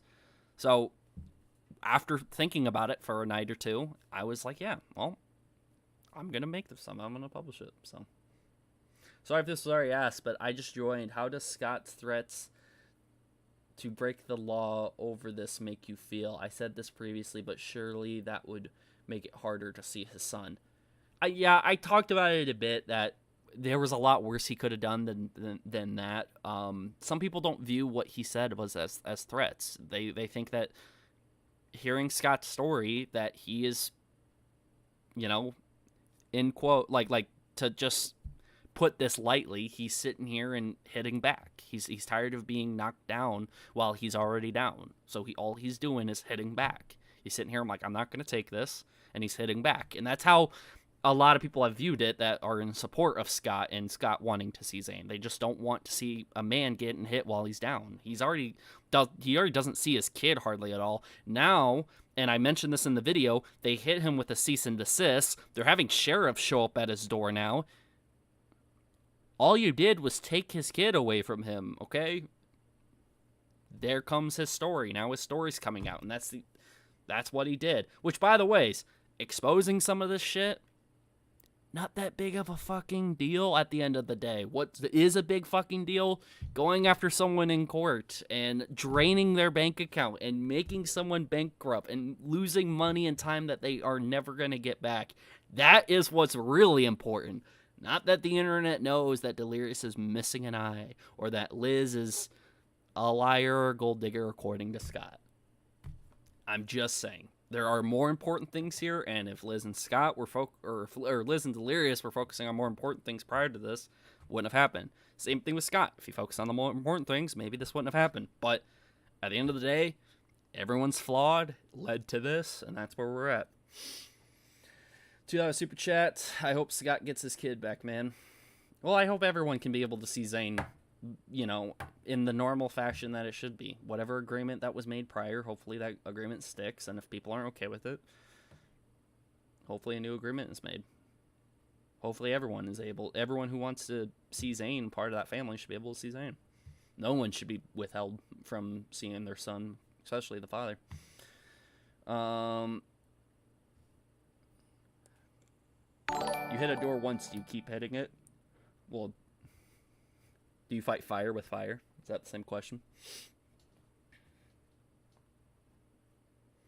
Yeah, okay, so I'm going to talk about the Zayn Lo-Fi channel. So the Lo-Fi Delirious channel. So I've heard people say that I got that entire story wrong, apparently. That this Lo-Fi Delirious channel has nothing to do with Zayn. This is just what Scott told me, so I included it in there, regardless if things were 100% factual or not. Because, again, I'm going to say that real quick, just as a small tidbit, and I'll probably repeat this later as we're talking about more stuff. How do you sit here and prove something that happened behind closed doors, no one was recording? How do you prove an interaction that happened between people? Like, Scott's interaction with Delirious was that all Delirious did was grunt at him and then ignore him and walk away. How do you prove that that actually happened? Tell me right now. Someone tell me, how is he proving that? How do you tell if that's the truth or a lie? You just fucking can't. That's the answer. You just fucking can't. That's the answer. Okay? Nothing, unless you have a hidden camera. Or, yeah, there was a hidden recording device or something like that, you know? So, again, my point that I'm trying to get across is that, you know, it's really hard to prove if all these interactions and if all these things were exactly said and if all these things are true, XYZ, XYZ, XYZ. You get the point. It's really hard to tell all of that. So what I'm trying to get at is that it's really hard to tell if all of this is the case. What is a little bit easier to prove, it's a little bit, eventually everything will come out. Yes, sister, you're right. Everything eventually will come out. So, like, all the shit is out there. Eventually, we'll probably know something a little bit more. If we don't know all the details, we'll at least know the fundamentals. Is Zayn being held away? We'll eventually maybe hear something about that, you know, if people don't want to believe that. But I don't know. I don't know where people stand with that. So it's factual. You're saying that he's over 500 pounds with one eye because your last video insinuated it for sure. My last video insinuated the story that Scott told me. I said specifically in this video, everything Scott tells me is not being stated as 100% factual. It is just his story. So if you watched my previous video, I said there, and I put it in text on screen, that not everything in here is 100% factual because I don't know if everything's 100% factual. I'm just telling one side of a story. I'm telling Scott's side of the story, and that's it. If Delirious and Liz come out with a different side of the story and they disprove everything Scott says, my video would be wrong. I will forever say, hey, well, I'm not going to argue my video was wrong because I am telling one side of the story, but I will say everything Scott told me was wrong. But that's, again, if Delirious and Liz can do that. We'll just have to wait and see what their response is, if they disprove anything, if they don't focus on certain things, does that matter? And again, bunch of shit with that. You prove it by saying, hey, proving it by saying, I'll reveal your face. I don't know what that means. Is YouTube acting weird? This whole thing is giving me anxiety. Guys, okay, real quick. Real quick. It doesn't...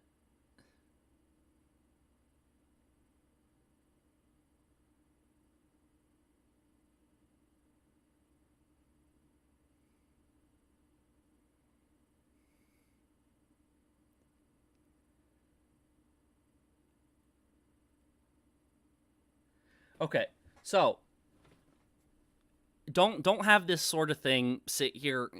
You have it. People have lives outside of YouTube and this shit. If you're not connected to the situation, you're just a bystander. You're just someone who's a fan of Delirious or Liz or whoever, or you're just following on the drama. If this is giving you any sort of anxiety and everything, please just go focus on other things. This isn't worth your time. This is for people who are interested and want to be caught up on this sort of information. And if you got all the information you need, there's no point in stressing yourself out or having more anxiety talking about this. There are going to be heated arguments and debates. People will argue and debate. I'm sure I'm going to get in some sort of debate at one point with Toy or another commentary channel or Sen or someone. People are going to disagree at this. But at the end of the day, we can all have conversations about it, and we all can sit here and not get so butthurt talking about it, okay? So there's no reason to have a bunch of anxiety and stress over it. Everything will be fine. I can assure you that. So he was just thinking, Hister. What was that pause? Yeah, I just, give me a second. I am not the same man I am prior. So I was also sitting here realizing that I got a donation, but the donation didn't pop up in the chat because it wasn't a super chat. Someone used my tip here link, and I was just thinking for a second. I was like, why isn't that popping up? Like, oh, okay. And the chat says, I'm very concerned about Scott and Julie mentioning that Liz did not protect Zane from watching her work, film her porn, because isn't that a child offense? There's other people out there who will cover the legal aspect of it. I'm going to have to look into whether or not this is a major thing, but I don't know what Julie was referencing, because Julie said in her interview that Zane walked in. I'll pull it up in the interview, but Zane walked into her mom working.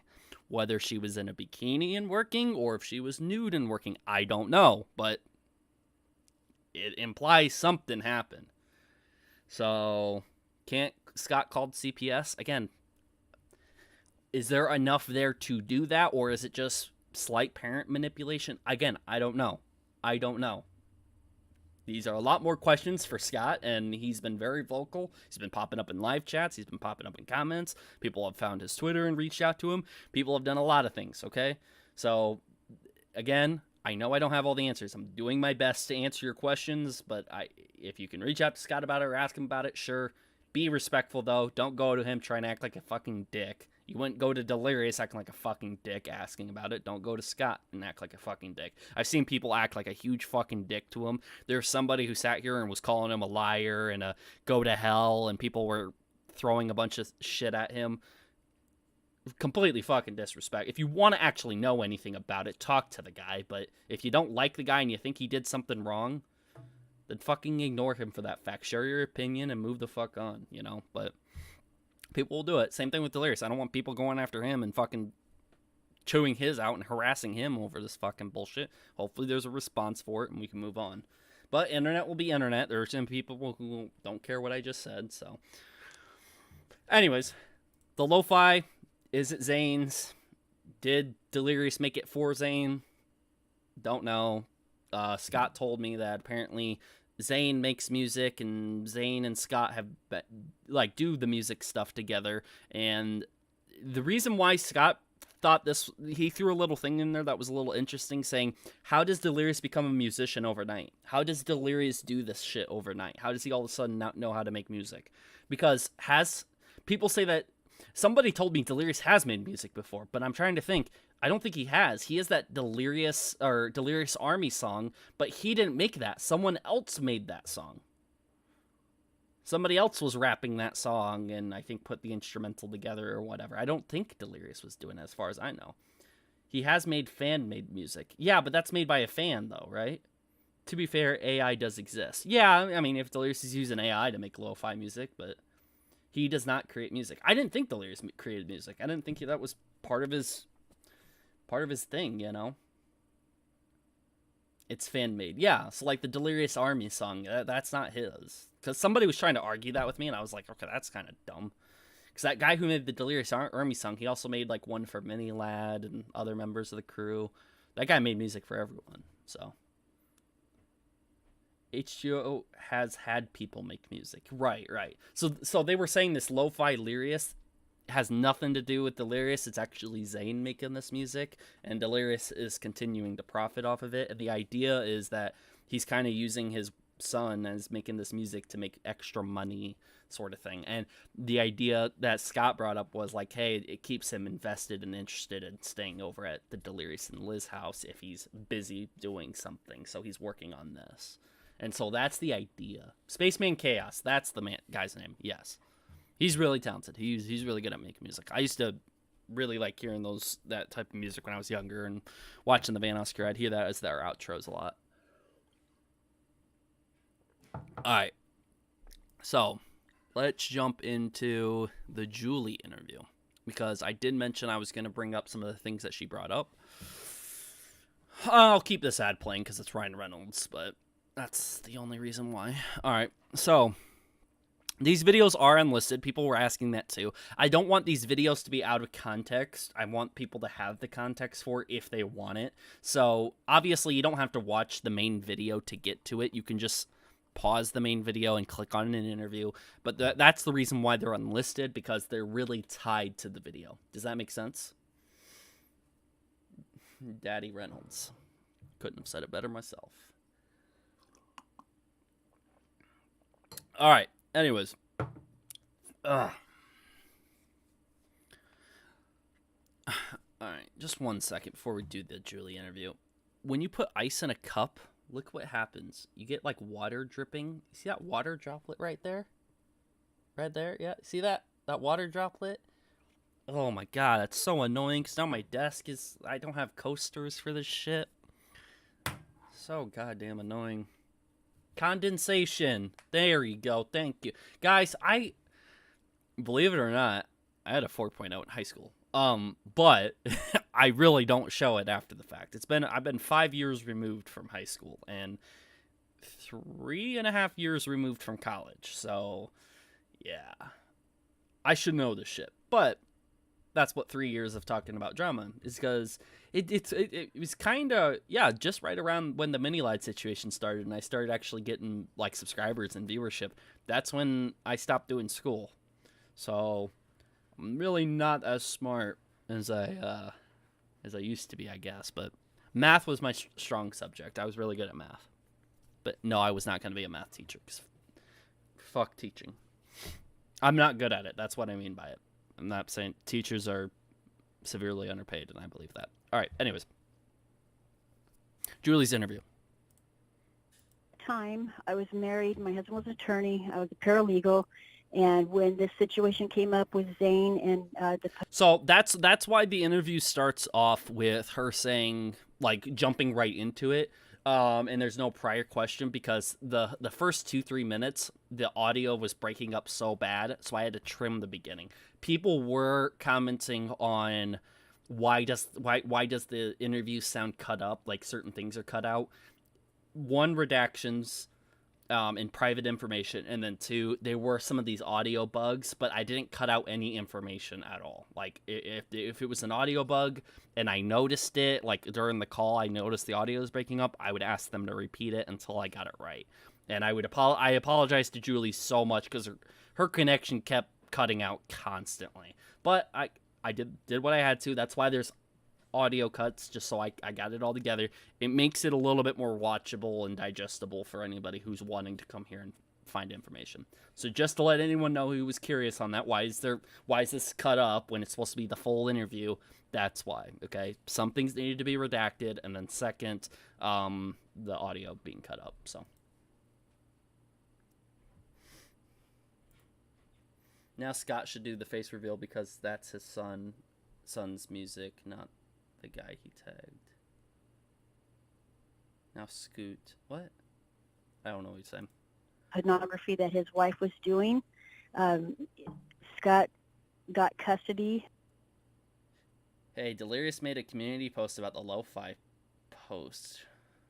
Wait, what? Did he? Is it on his, like, actual channel? H2O Delirious.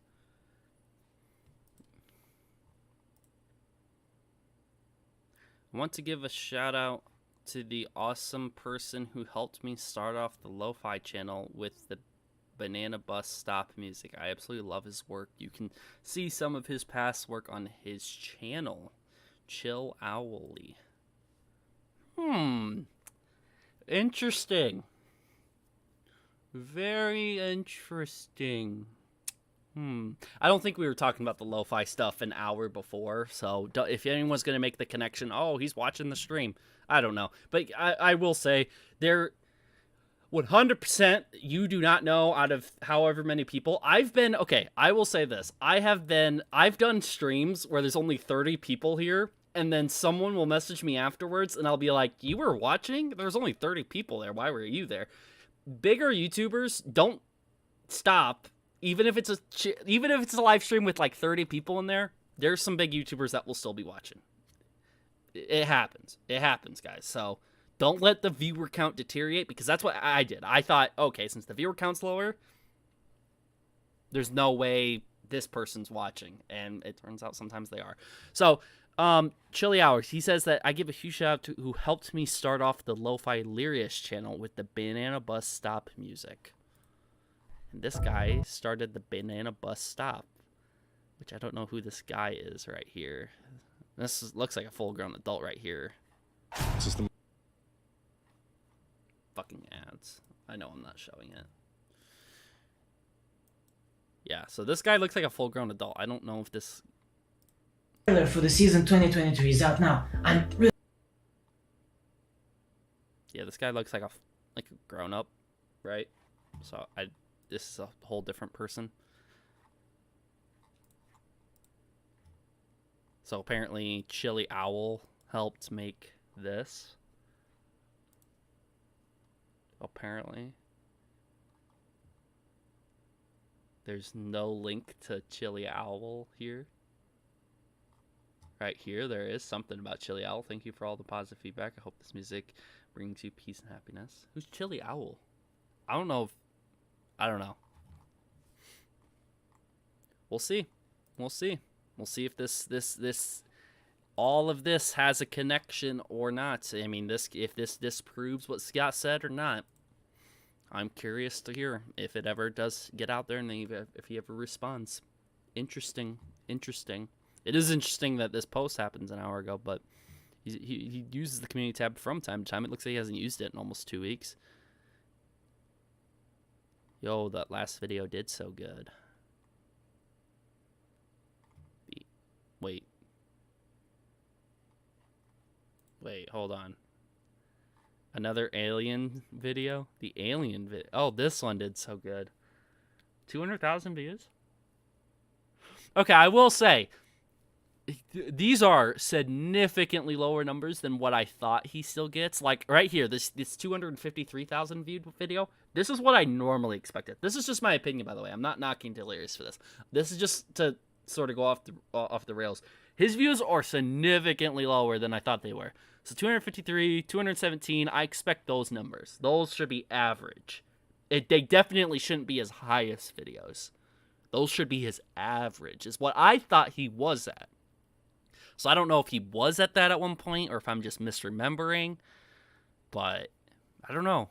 The fact that he made a community post saying the last video did so well and it only got to 200,000 after a day, I don't know if that's just the new standard for him now, because he did not used to get that.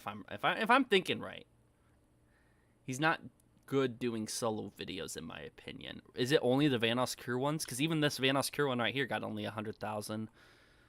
Is there another Vanos Crew one? 159,000.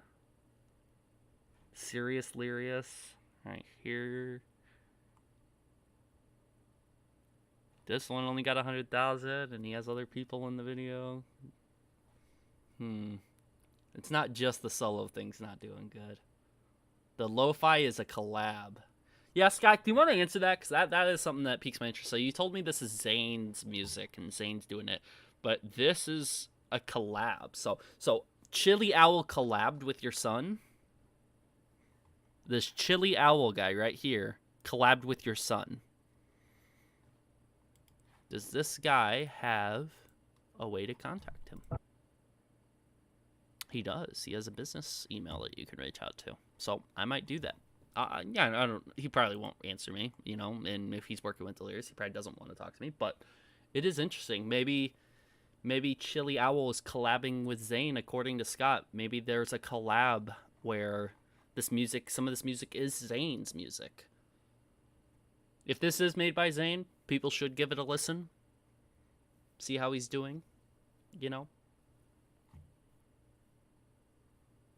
I'm going to reach out now or later. Oh, later after the stream. I'm not going to do it right now in front of everyone. That would be really disrespectful to everyone here watching to just sit here and conduct business while I'm supposed to be talking about this. So, yeah. Anyways, we'll listen to some of Julie's interview. Of Zane, and they stayed in my house in my extra room, Scott and Zane, and he went to school for I don't know how long.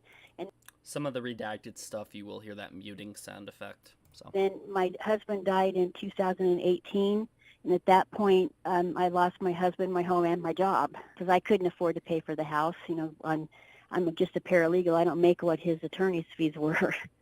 So at that point, Scott at some point went to North Carolina because his Zane's mom went there. She left California, and she started a whole new life with another guy, and she's got 3 more little girls, or I think it's 3 now, and she just left Zane with Scott, and so Scott's had him since 2018 at least. I picked the software engineering program. Fucking ads. I'm gonna go get rid of that shit. That's starting to piss me off now. Right after a minute that happens. I'm gonna do that now. That is so... Why does YouTube...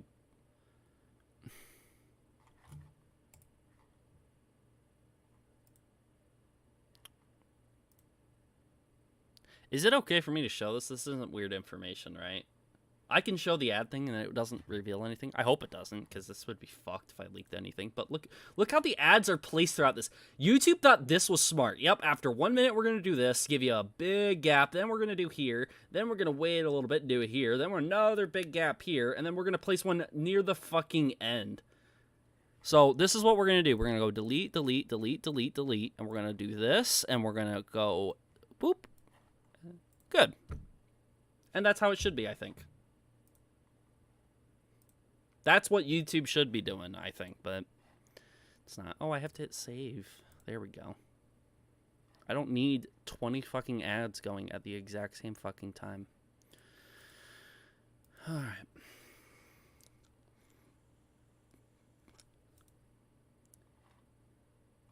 Right there. Okay. What is going on? Chaos. All right. So we're going to go forward. North Carolina and left Zane with Scott. You know, he had custody, so I don't know why. You know, and Zane, Scott's viewpoint was he didn't want Zane to not have a relationship with his mother, despite what she was doing. He was trying to keep a relationship going back and forth between Zane and his mom. And so when she moved, she didn't even ask to take Zane. Zane was staying at our house, and she just left. Okay, so Julie talks a little bit how, like, when Liz left or whatever, she didn't even ask to take Zane or whatever. So Julie argues that, like, there wasn't really that care for Zane for a while. She was going to continue doing what she was doing. So it's kind of shocking to Julie that all of a sudden now she's going to keep Zane away from Scott, and it just seems like a power move between the parents. TJV, are you going to talk about the leaked photo of Delirious at a later date? I mean, if something ends up coming out, whether Scott posts something or someone finds something, or if Delirious puts his own face, at a later date, but I'm not going to talk about it now during the stream. I think that's the last thing people would want me... I mean, I'm sure there's people here that want me to talk about some photo of Delirious or whatever, but I think that's the last thing. If you're actually invested in the situation, you don't really give a fuck what Delirious looks like.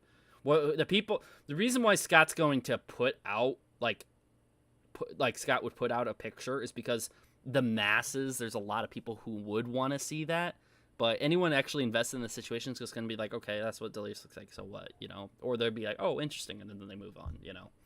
So. Left, and Zane was upset because that's his mom, and so Scott did what he thought was the right thing and packed everything up and moved to North Carolina. So I don't know what she's complaining about because he's done a lot to take care of Zane. And Zane's like Scott was when Scott was a teenager, because Scott's brilliant, and he was way above everybody in his school. And he actually dropped out himself because he couldn't learn anymore. So he just went on the computer and he learned everything he wanted. And Zane's exactly like Scott, and he doesn't want to be bothered with the crowd. He doesn't want to be in a classroom. He doesn't want to do any of that. But Scott was telling me before some of his behaviors, and I could say he's probably going through the same thing a lot of kids do when they go into puberty, and he's just getting it really hard, because he doesn't understand why his mom does what he does. He's embarrassed of her because he's told me that, and he said he doesn't want his friends ever to know what she does because then he would be completely humiliated, and he actually said that it might make him want to die. And I told him, Zane, no, there's a million other options than that. And then he's... Yeah, so, okay, this is where it might be a little difficult for people to hear because Julie, some people think that she sounds like a very sweet older lady and everything like that, and she does have this very honest demeanor to her, is what people have said. And so she talks about how like Zane can be embarrassed about what Liz does, and she talks a little bit about school and everything like that, the fact that the child has to go to school, and the fact that any kid, like Zane's 14, but like imagine that, like, how long has Liz been putting these photos online? How long, does anybody know how long that's been going on? Because has Zane had to do that ever since a kid, like one of those like elementary kids are able to get a phone from their parents and look up some other student's mom online and then proceed to make fun of that kid for that? I mean, that's like one of the worst outcomes of this whole thing. So I don't know how long Liz has been posting these photos for. I think years, yeah.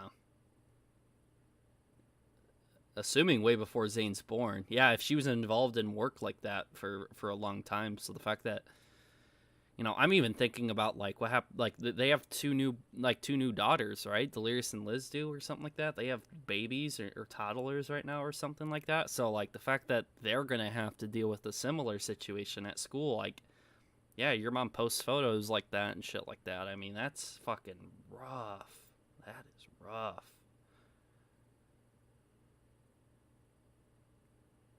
That is rough. Two toddlers, yeah, yeah.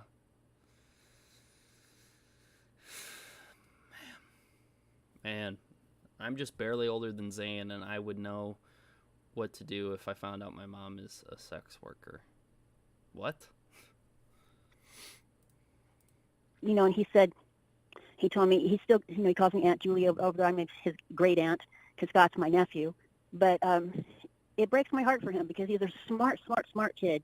I mean, really smart. But he's turning in the wrong direction because he's stuck in between his dad trying to help him stay on the straight path and his mom just not really giving a damn. She's had these new 3 babies, and Zane is humiliated every time he finds about more naked pictures on the internet of his mom. And I understand that. I don't blame him. I wouldn't like that at all either. And he's a boy, a young boy. Why would that's, I don't even know how it really feels for him, but I just know it breaks my heart for him because he's a smart kid, and he's now turning into giving Scott a lot of difficulties because of what his mom's doing, and he doesn't, he's super smart, but I don't think he understands this part of life, because it's not something that would normally show up in a child's normal upbringing. So, just to confirm a couple things, you are Scott's aunt? It's Hy-Vee's BOGO sale!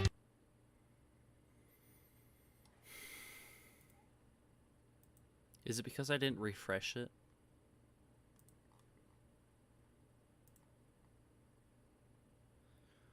I'm going to flip shit. Alright. Scott's aunt? Yes. Okay. So you have a direct blood relation with Zane as well.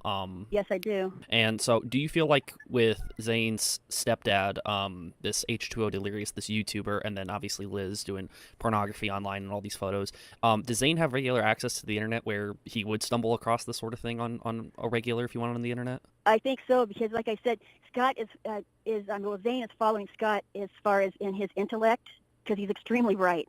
And Scott, at 11 years old, had his mom buy him a broken computer so he could build it and make his own computer. And so he started doing his type of work at 11. And Zane's the same way. He's really into that, but he's more into gaming and he wants to create games and things like that. But his intellect is extremely high. And sometimes I think it's way over his mom. I mean, she's a smart girl, but... Yeah, by the way, I did speed up this. It's sped up 1.25. So she's not really talking this fast that people thought that. A woman, I should say. She is a smart woman, but her thought process is more going towards earning her money in a way that most people wouldn't want to be aware of, because she does have naked pictures all over the internet. She has naked videos. She got married again. She's got 3 little girls, and all that stuff she does is right there in her house. It's like, I don't get that because I'm completely the opposite of that. But I can understand why for Zane it's really rough. Why would any young boy want to go into to a school and some kid come in with a picture of his mom naked? It's just not a good thing. So it's really made it hard for Scott because Zane is really angry. And, and Scott's trying everything he can to get him to calm down, but he can't forget those pictures. When Scott and Liz were married, and, how much communication did you have with Liz and how were those interactions? Well, Liz is a kind of a different kind of person. She's not going to make a friend with somebody that doesn't believe in what she does. And I'm old school. I don't think I know there's lots of prostitution. I know there is. I know there's a lot of internet stuff that I would never look at. But that's where she created her income. And the guy she's married to now, he likes to live off of that. That's good for, she's making a lot of money. That's his wife now. And, so it's kind of, it's a scenario that I would have never thought that anyone in my family would be involved in. And for Zane, it just breaks my heart. I don't want him to go down the wrong path because, like I said, he's brilliant. I mean, he's very brilliant, and he has a whole lot of future there, but he's being held back because there's this thing between his mom and his dad and this thing with his mom with what she does on the internet because he's afraid his friends are going to see it or his teachers. It's just been a long... And so a bunch of people were questioning, too, in my comments, and I've seen in live chats as well, people were questioning, sitting here saying, well, we don't even know Zane's opinion about the fact and all that. So the only, I didn't talk much about like Zane or what he thought because, again, I didn't talk to him. Scott can't talk to him, so I'm sure shit not going to talk to him or anything. But, like, nobody has really talked to him. He's with Liz and Delirious as far as we know, and that's it. But based off of what Scott has said about Zane and what Zane has said and what Zane has thought before in the past, through expression between them, and then what Julie's heard from Zane, it gives you a little bit of an idea of what Zane's situation could be, if that's the case. So some people do think that, Zane might be in a place where he doesn't want to be, just based off of what we've heard from Julie and Scott. And that's where that sort of comes from. So I know some people might be looking at this live stream later on, or even now currently, just trying to get a better idea of the situation. And that's something that was picked up on, that, we're just starting to hear about, what Scott is saying and what Julie is saying about Zane and what Zane is talking about. Long road for him, and it's like I said, it breaks my heart. He's going through that because he's way too smart for this, and he deserves a lot better. His mom is just, I don't know. This is obviously a really weird situation. I've certainly never gone through anything like this before, but after learning about it, there's clear lack of responsibility when it comes to parenting and having good role models around Zane. I think Scott is in a very difficult situation with all of this. Is there any other lack of parenting and lack of responsibility you've seen from Liz that would show that she's just not fit to have someone like Zane or even those little girls in a household where she has an income like this and she's married to a guy who doesn't really mind this sort of thing and kind of blocking the actual father of Zane, Scott, away? I think that if I were the judge, and I've been in a lot of courtrooms, but as my job was there, I've been listening to how the judges reason a lot of things out. I would go with what those judges would have said and said he needs to be removed away, she needs to go get some treatment, and then at least they'll have some sort of counseling that the two of them can communicate with, because Zane's extremely smart. And Okay, so another thing to pause here for this part. She talks about like Liz going away for treatment, and that's probably what a judge would end up saying, especially if a judge listened to the entire thing. Again, based if all of this is true and XYZ. So what is interesting about this is that I don't need to give anyone a lecture. I'm going to make my screen big here real quick, just so I can have a little bit of one-on-one with you guys real quick. I don't need to give any of you guys a lecture on what's been going on with the internet and social media and pretty much the culture of what it's like in the time that we're living. I'm not going to talk about politics and how women feel versus how men feel nowadays and particular groups of people and all this sort of thing. I'm not gonna give a lecture or talk about that. You know, I certainly don't want to alienate anybody, especially with my own views. But I will say that the whole idea that it is strong and empowering and it's better than what came before for a woman to sit here and make an income off of pictures of their body, and that's a strong, independent woman nowadays. You know, that's what it means to be strong and independent nowadays. I've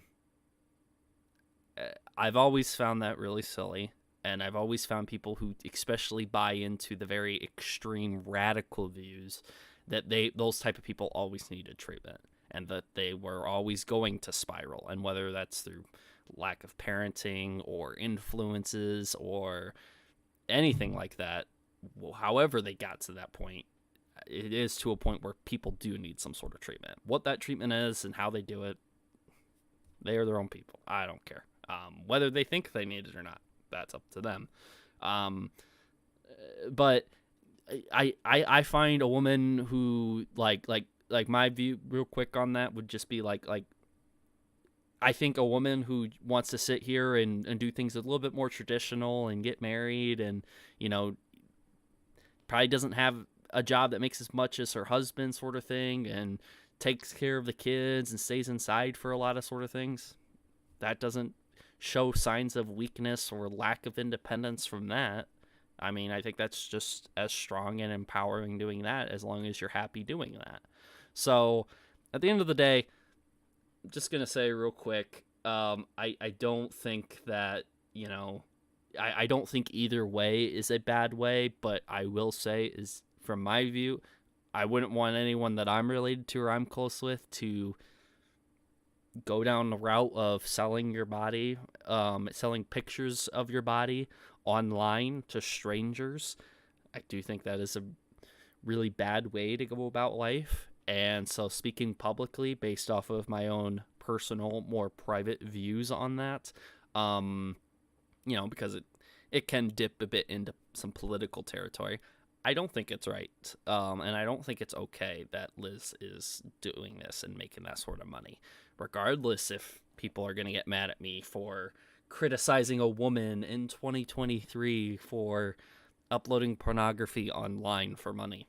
I don't think that's a good way to make money. And I know it's probably not a hot take of me saying that because I'm sure a lot of people think that.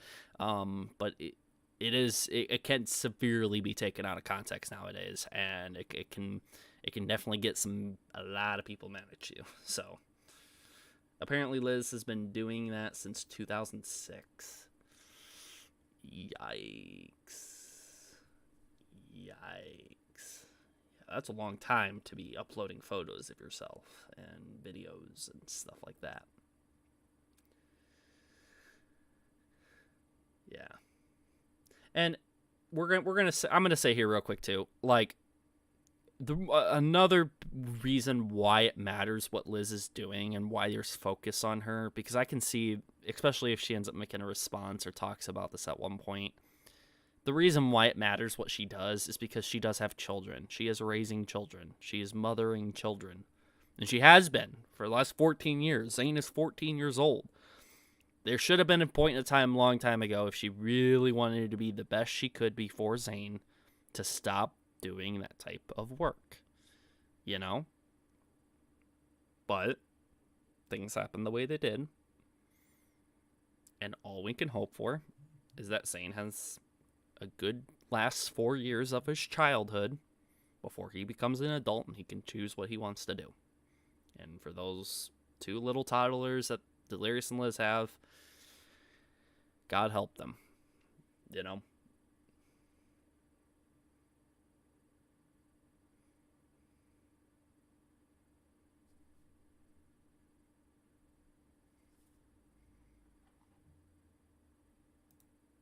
And Liz doesn't really appreciate his intelligence because she thinks she's smarter than everybody, and she is in some things, I could say, but she is a smart girl, but she doesn't use her brains and make the right decisions that she should. Now she's got this guy, and I guess it's 2 or 3 little girls now, and she does this porno stuff in her house on her camera, and those little girls are going to run in and see that, and that breaks my heart for them, because if my mom did something like that, I would be so devastated, and I would have left to go live with my dad, who I hardly ever knew. I would do something that dramatic because I wouldn't want to be in that situation, have people making fun of me. It's just, that's not a way a little boy should grow up. And I do have a son. I have a daughter and a son. They're both in their mid-40s. They're just right around Scott's age. Well, my daughter is Scott's age, and my son's 2 years under him. So I understand what he's going through. And I also understand that everything Scott does in his life is for his son. Everything. TJV, what is the most likely outcome for this? Well, I talked about it before. I think that the unsung pressure of these things being out there. There's a chance that this is just a tiny little speed bump for Delirious and Liz, and they're just going to continue about their lives, but, and maybe they'll never respond to it. But if it does generate pressure on them to do the right thing, that could be a positive outcome out of this. Now, given what Scott and Julie have said, and if you were to believe all of it, are they good decision makers based on their story? No. Is there a chance that there isn't going to be making good decisions? No. I see some people in chat are questioning mental health of some of these individuals. The best outcome for this is pressure to do the right thing. I will say one of the things I do sometimes is me going to church since I was real little and being being a person who takes my faith very, very seriously. I do try to spend my time when I do pray to not only pray for things and people in my life, but also things that I see outside of my own little bubble of my life. And there will be times where I'll try to pray, and hopefully God will do his work. God will try to do his work and do the best thing for everybody. So, again, best outcome of it, people start to choose to do the right thing now that things are out there. And it seems like as soon as people find out about something, people start to make better decisions sometimes. So it's happened before. We've seen it on YouTube. We've seen a lot of videos where when people get exposed, people do the right thing. For example, if you want something more recent, Logan Paul was exposed for the whole crypto zoo thingy, and he pledged he was going to do it. I don't know if he has yet or not. I don't think he has paid back the victims of the crypto zoo, but as soon as that stuff was out, he did have a bad response, but then the pressure was so big, pressured him into doing the right thing. So that would be the best outcome. If I'm to answer your question as best I can, it would be pressure to do the right thing. That's the best outcome. Hopefully that's a good answer. Sorry if it's not. He's teaching him how to code computers and stuff. I mean, it's stuff way over my head that Zane knew when he was 11 and 12. And that's because, Scott's teaching him. He's saying, you can always have a job if you know how to do this. So I have to say Scott's a really good dad. I mean, I would have loved to have had a dad like Scott, but I didn't. So, Right. But he's, he's really concerned. He's even concerned about her little girls because they're Zane's sisters. They're half sisters, but they're nothing to do with Scott. But he's concerned about them too because it hurts Zane that his sisters see that stuff too. So for Scott, it's a big deal for Zane plus those little girls not to be exposed to stuff like that. I mean, they're just little ones. They're way younger than Zane.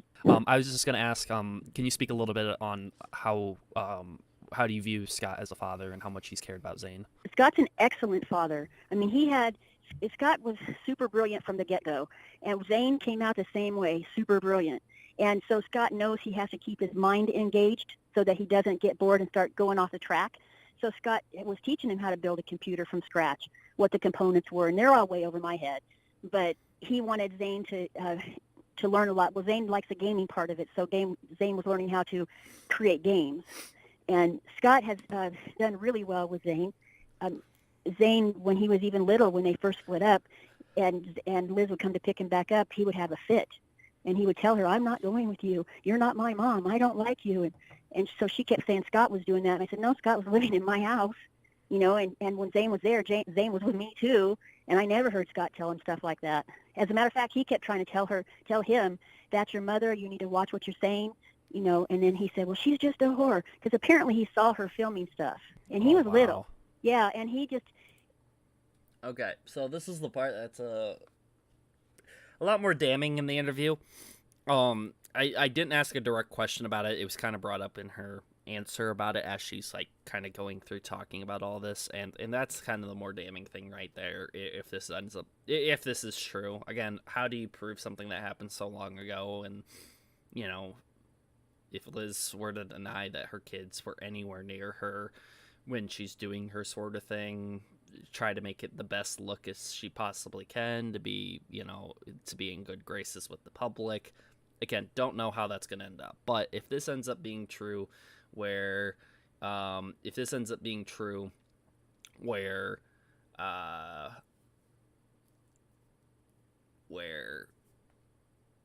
Zane or any kids have walked in on Liz doing her shit, doing her stuff, that is really alarming, and it's very unsettling to hear that. If that the fact that that's a possibility, and that's probably been in people's mind before they even knew about this. People have thought, what happens if something like that happens? I mean, it's pretty terrible. Tell him, that's your mother. You need to watch what you're saying, you know. And then he said, well, she's just a whore, because apparently he saw her filming stuff, and he was little. Yeah, and and so the way he feels about his mom is his mom's fault. She shouldn't have been doing that. She shouldn't have left things open where he could see that, the pictures, the film. That's not okay with me. Yeah, so again, it's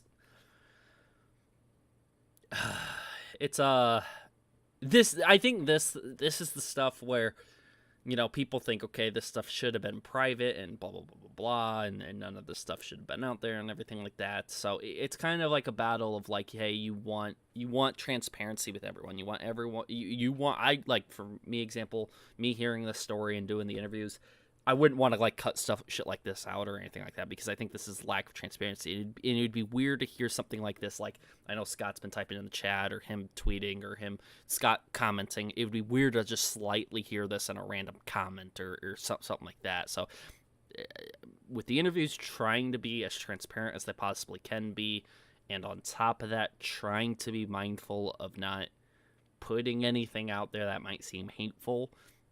Again, it's right on a line where people can say, hey, that's way too far, but at the other on the other side, people can go, hey, this is just everyone involved doing their due diligence to try to be transparent on the situation that's at hand, and they're doing their best to try to portray and say what's going on.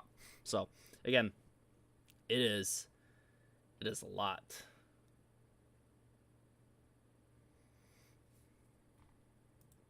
I mean, I would have a fit if my kid at that age, was young as Zane was, saw stuff like that from anybody. I mean, it wouldn't have been me. Even if they were looking at a Playboy magazine, I would say, no, you know, you're too young for that kind of stuff. But Liz is very different that way. She wants his money. And like the guy that she's with, I mean, Liz is teeny tiny petite. And this guy is really, well, he's probably about as big as Scott is, but that weighs a whole lot. And, you know, he's got these little girls with her, and he likes what she does, and he's okay with it. And so she's with him, got 3 kids with him. She even had, from what So again, this is another thing people like to bring up if they're more on the defense of, like, Delirious and Liz are wrong for this, and people who do believe this. This is another defense on like why Delirious is connected to this, because Delirious should have a say so whether or not how these kids are being parented. So for example, if Zane's staying over at Liz and Delirious' house, and Liz is the actual mother of Zane, well, Delirious is the man of the house, so he's going to have a say so on how things are being done and what's being shown in his house and what's exposed to children and not. And so Delirious is fully well aware that shit like this can happen. And I even show in the main video that Liz takes photos like she posted on Twitter. She takes photos like this in a place where kids can be at. And it's just something that ends up happening. The photo here on the right is something Scott showed me, and this is Zane, Scott's son Zane. He's blurred out, because I wasn't gonna show what he looks like. He's only a 14-year-old kid. He's playing in the arcade bar area, whatever, and Liz is posing right on top of that for her photos for Twitter. This is in the main video, and again, this is stuff that I don't need to directly lay out in my video. I could just show it, and people can see, okay, yeah, she's doing this. It's not unreasonable that a kid maybe's walking in and seeing this sort of shit from time to time, But I don't know. Liz could come out and say, no, I always kick my kids out of a room when I go to do it, and they're never around, and I make sure to do this and that, and blah, blah, blah, blah. Could be a whole different side of the story, and we don't know. But this is just something that needs to be brought up, so. And this plays into the argument I said earlier. People said, like, oh, they've been inactive. They're just trying to let us know what's going on. And that's why Liz tweeted about some of the, like, alluding to this private stuff. This was on July 28th. She's been posting. July 28th was what, like, less than 2 weeks ago? Like, they haven't been posting. So.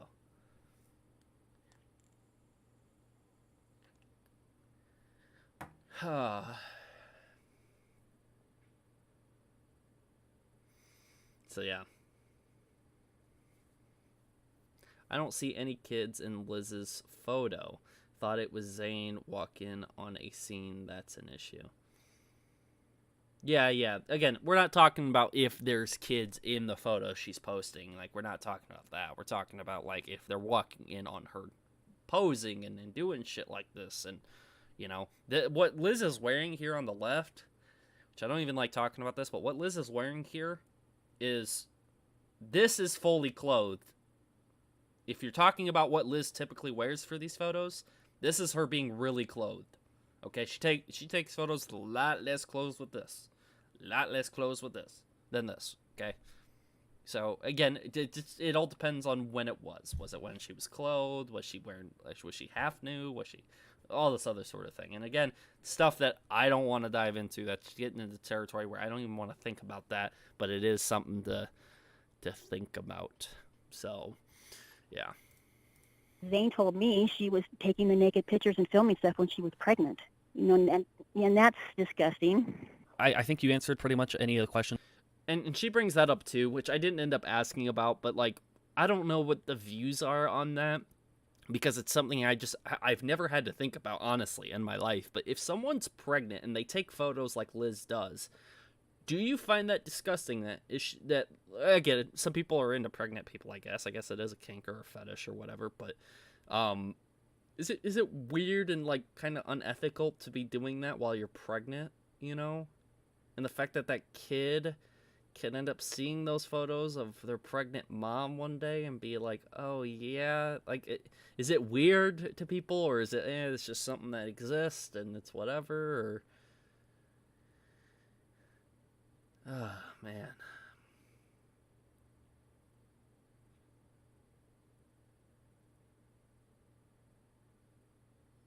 there are those with a pregnant fetish, and it's very disgusting. It kind of is, and the kid will be embarrassed.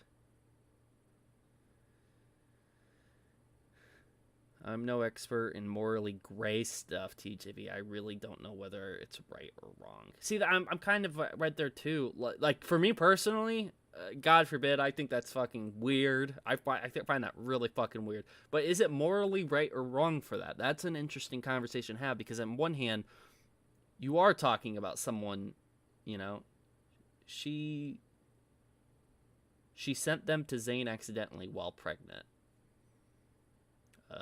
I think I heard about that. I seen like a comment or something of yours, Scott. I don't know. This is one of the weird things. I did my story with Scott, but now he's out there replying and commenting and saying stuff to people. I can't catch up with all of it. There's a lot more shit going out there that he has. But apparently, what Scott's saying in the chat is while she was pregnant and taking these naughty photos, she accidentally sent the photo to Zayn. I had to grab all of his devices and delete. Yeah. Yeah. She sent them to her text subs and tagged Zayn on accident.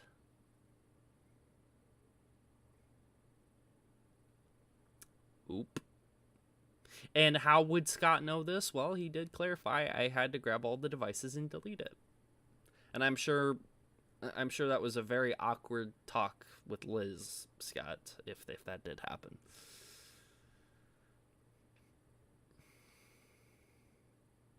How many Zayns are there? Just one Zayn in this situation. That I needed. Oh, are you talking about how many Zayns are there on the sub thing? She accidentally hit Zayn thing. I don't know if that's what you meant or not, but what's Scott's Twitter? I mean, you can find Scott's Twitter in my main video. If you go to my main video and just slide to where you see his tweets, you can find his Twitter. Boom. Right there. Boom. Pause it and look at it. I got a lot of information from Scott so far, and then this just helps validate a little bit more. This is going to be made a story that hopefully helps Scott and you know, Liz and her new husband Delirious is they're big influences online, and it's going to be really, really hard for people to get over being fans of them and starting to realize that these people are, you know, a lot different than what they put on online. Yeah, they're very devious.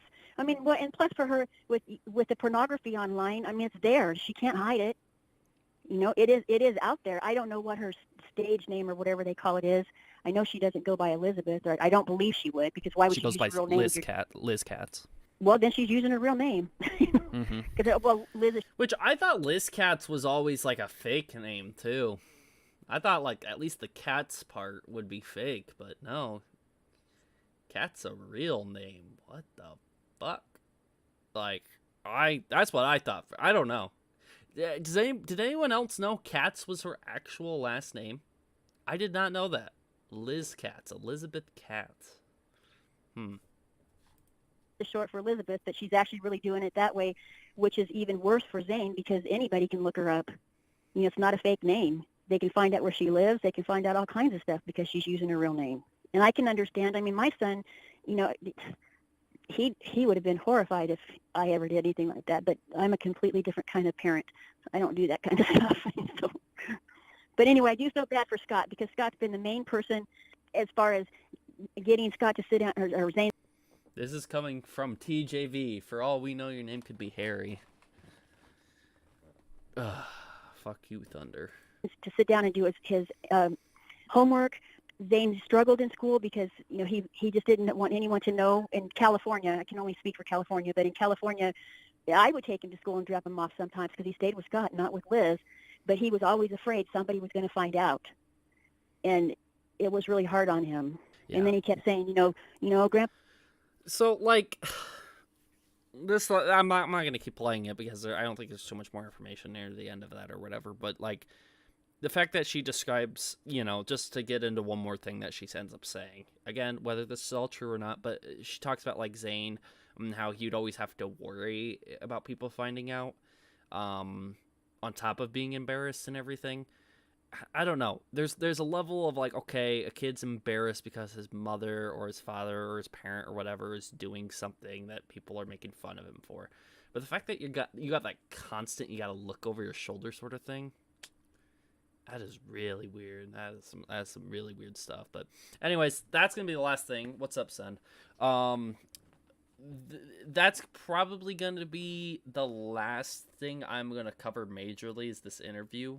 The Scott interview is 45 minutes long, so that can be kind of something I cover later. Don't need these streams to be 5-6 hours long in length or whatever.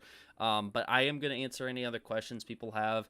And maybe give some context if I gotta think about what I was gonna bring up and everything, and then go from there.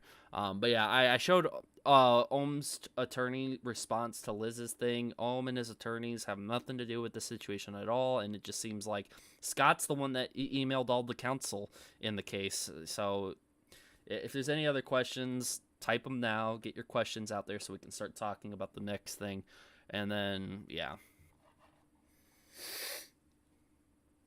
Have you seen H2O's face? I have not, Soap.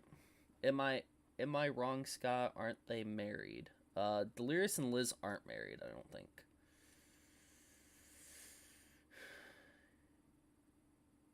You don't have to take someone's last name when you get married, though. Yeah, no.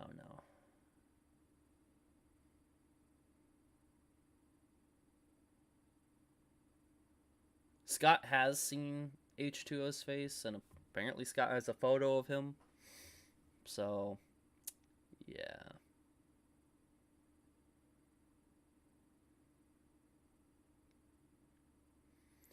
Can you and Scott get in a call so he can also answer out questions? Again, this is something where if you want to get in contact with Scott, his Twitter is out there, and he can answer questions if he wants to answer questions, and he's been very vocal. I don't think he's been curling up into a ball and refusing to talk to people about it. He's been pretty open, and for the most part, with this very difficult situation he's described that he's going through, he's been really open to talk about it.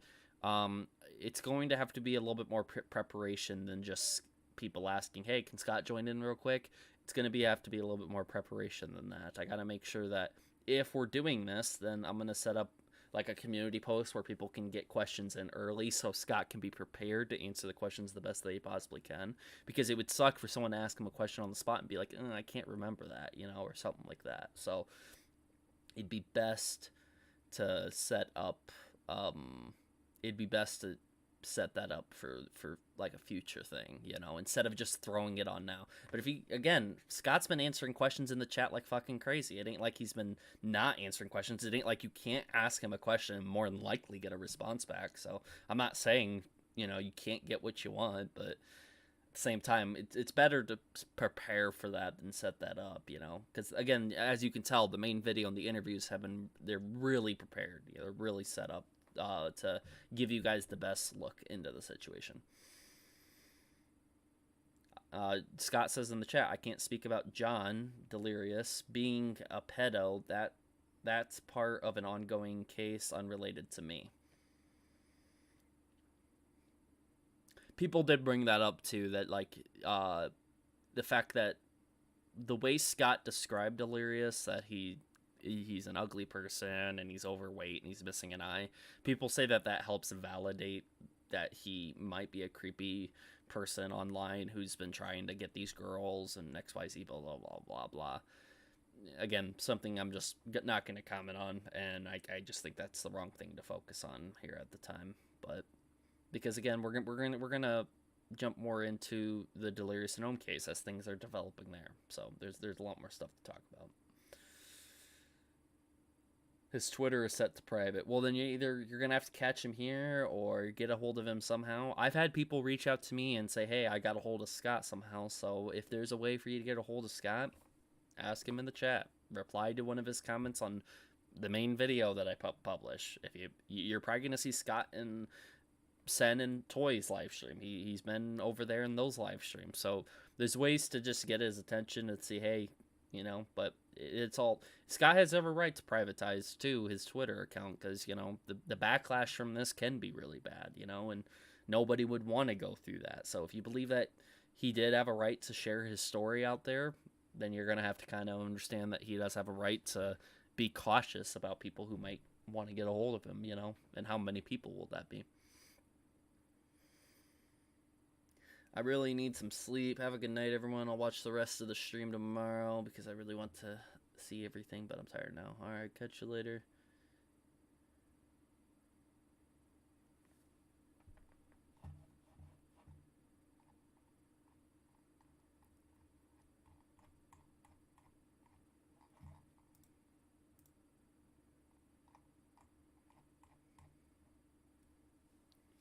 Do you know if anyone else in the crew has seen H2O's face? As far as I know, I heard Louis has seen Delirious's face. Cartoons has seen Delirious's face, I believe. And then I don't know if anyone else has. I wouldn't be surprised if someone like Evan has, because of how close Evan and Delirious seem to be in videos, but that's just a guess. And then I don't know if anyone else has, really, so...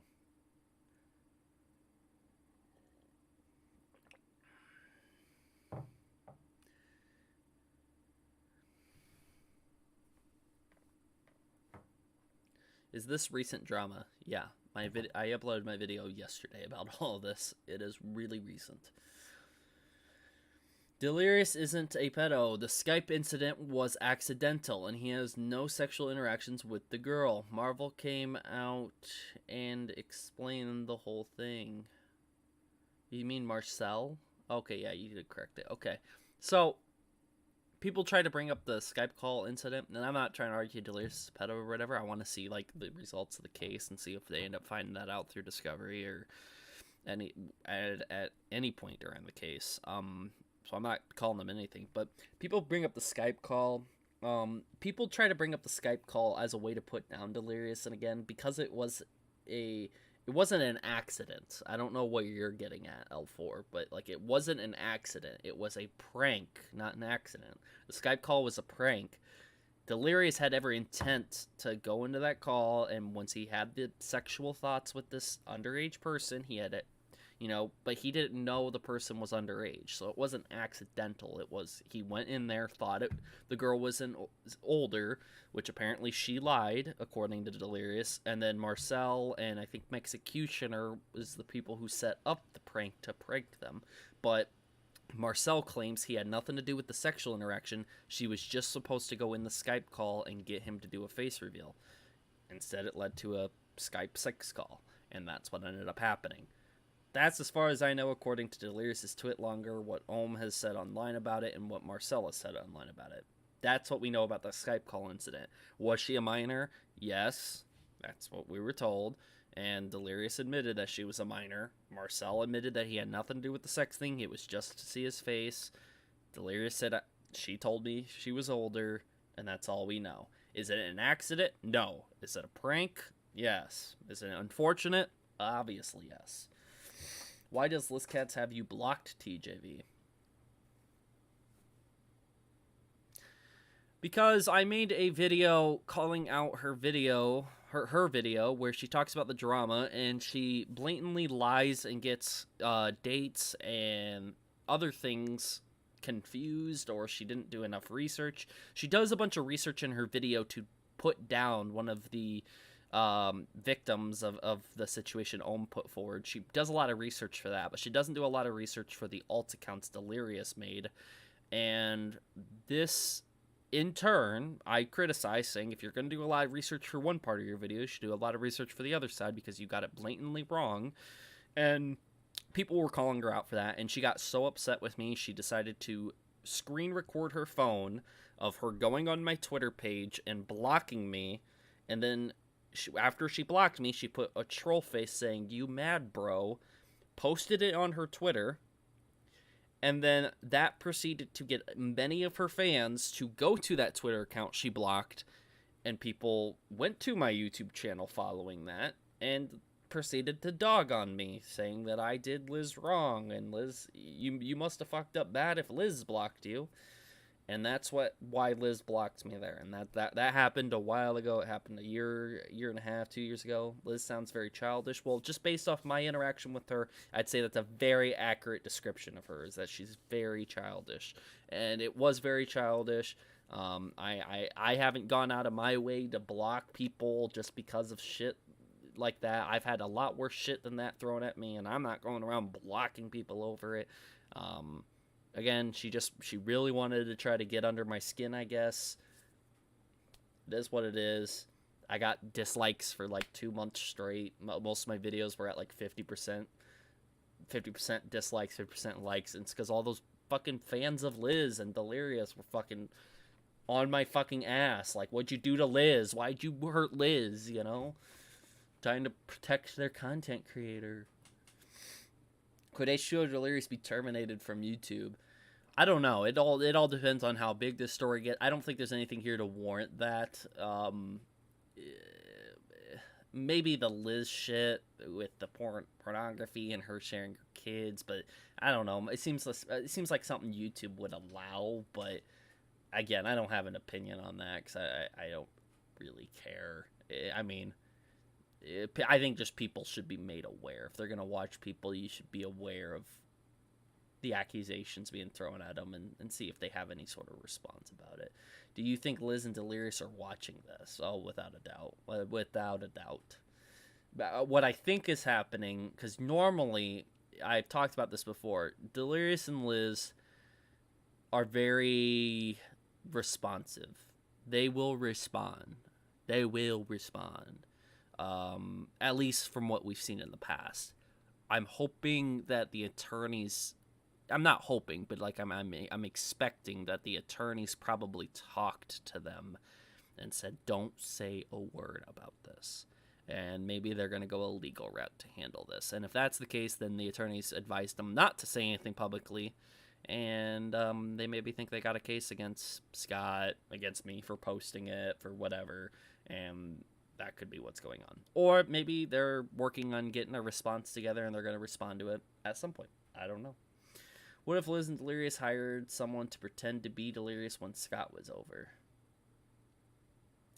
If you're trying to argue that, like, oh, they hired some big, huge dude to make Scott think Delirious is uglier than what he was, that's more far-fetched than people saying Scott describing him like a goblin or whatever. That's really far-fetched.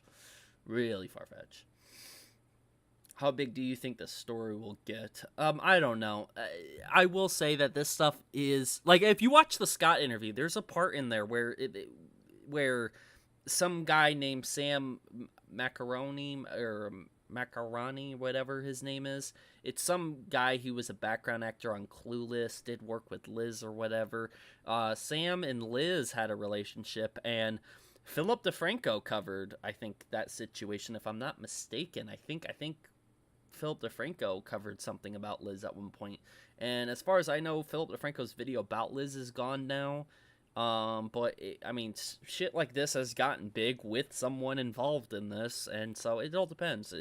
We'll see if another commentary channel picks this up. We already see Sen and Toy talking about it. We'll see if anyone else ends up picking it up and talking about it, or if the video just gets in the YouTube algorithm and a lot of people end up checking it out. Maybe that's where it is. Or if Liz and Delirious respond to it, then that might boost it up. But again, that could be another reason why Liz and Delirious are not responding to it. They don't want it to get bigger than what it will get on its own. I don't know. We'll have to wait and see. This is like some wild conspiracy. Well, it's one side of a story. We'll see if we get the other side. Feel bad for both parties. These years have not been good for them. Eventually his son will turn 18 and it will be his choice to never see his mom if he wants. About 4 years to go. In Delirious' stream today, he said that he would not comment on anything online.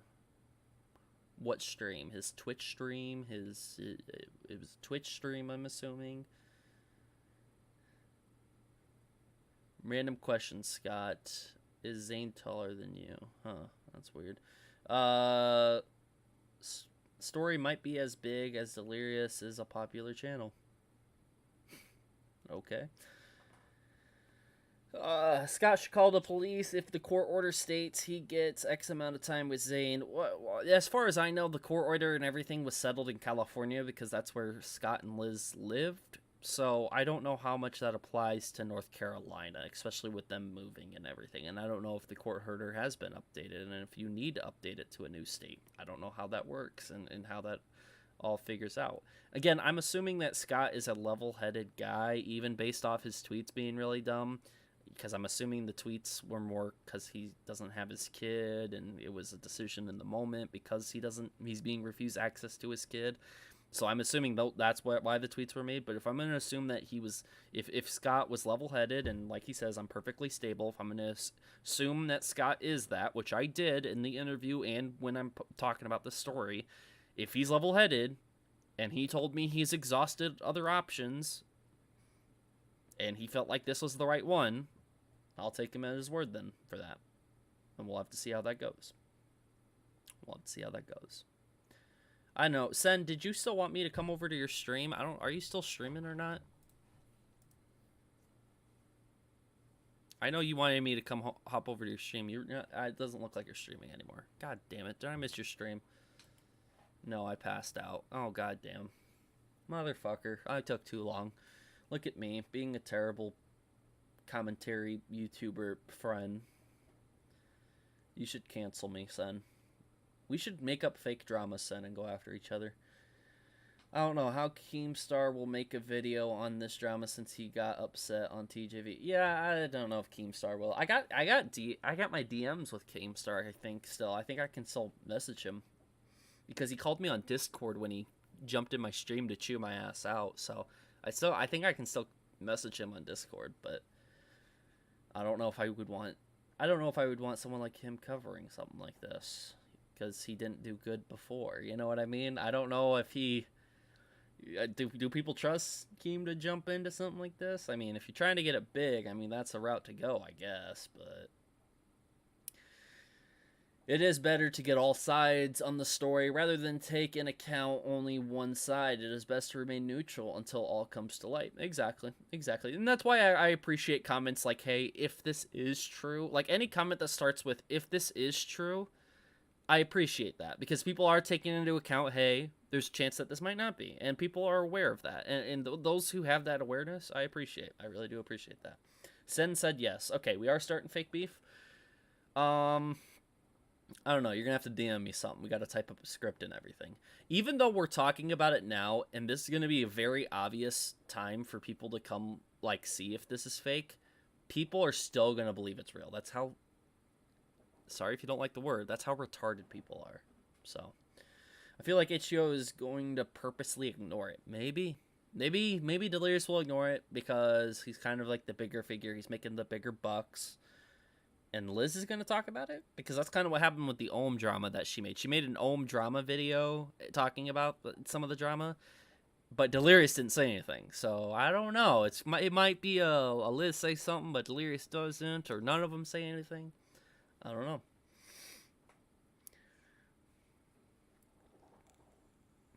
Keem is not the best person to get info.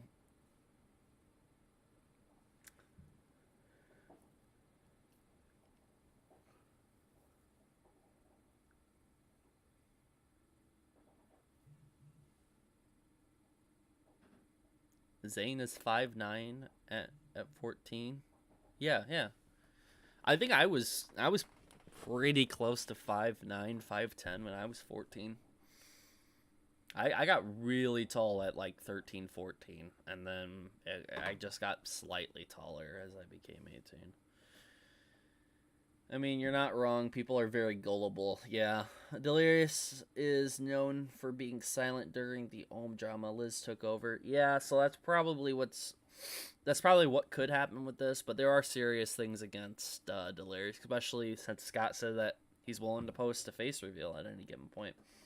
H2O is passive-aggressive. That's why he's made fake accounts. Yeah, that's a weird thing. Like, with the fact that Delirious made fake alt accounts, these fake fucking accounts to harass and dox people, especially Ohm.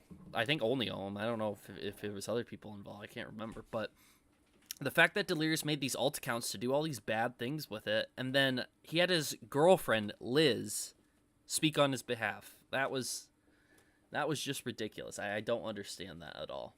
At TJV, do you think Ohm will get a redemption arc? I'm not picking sides or anything, just curious. I will say, who is looking the best out in all of this? Just from, hey, you're going to take in all this information, all this drama. Who's looking the best right now?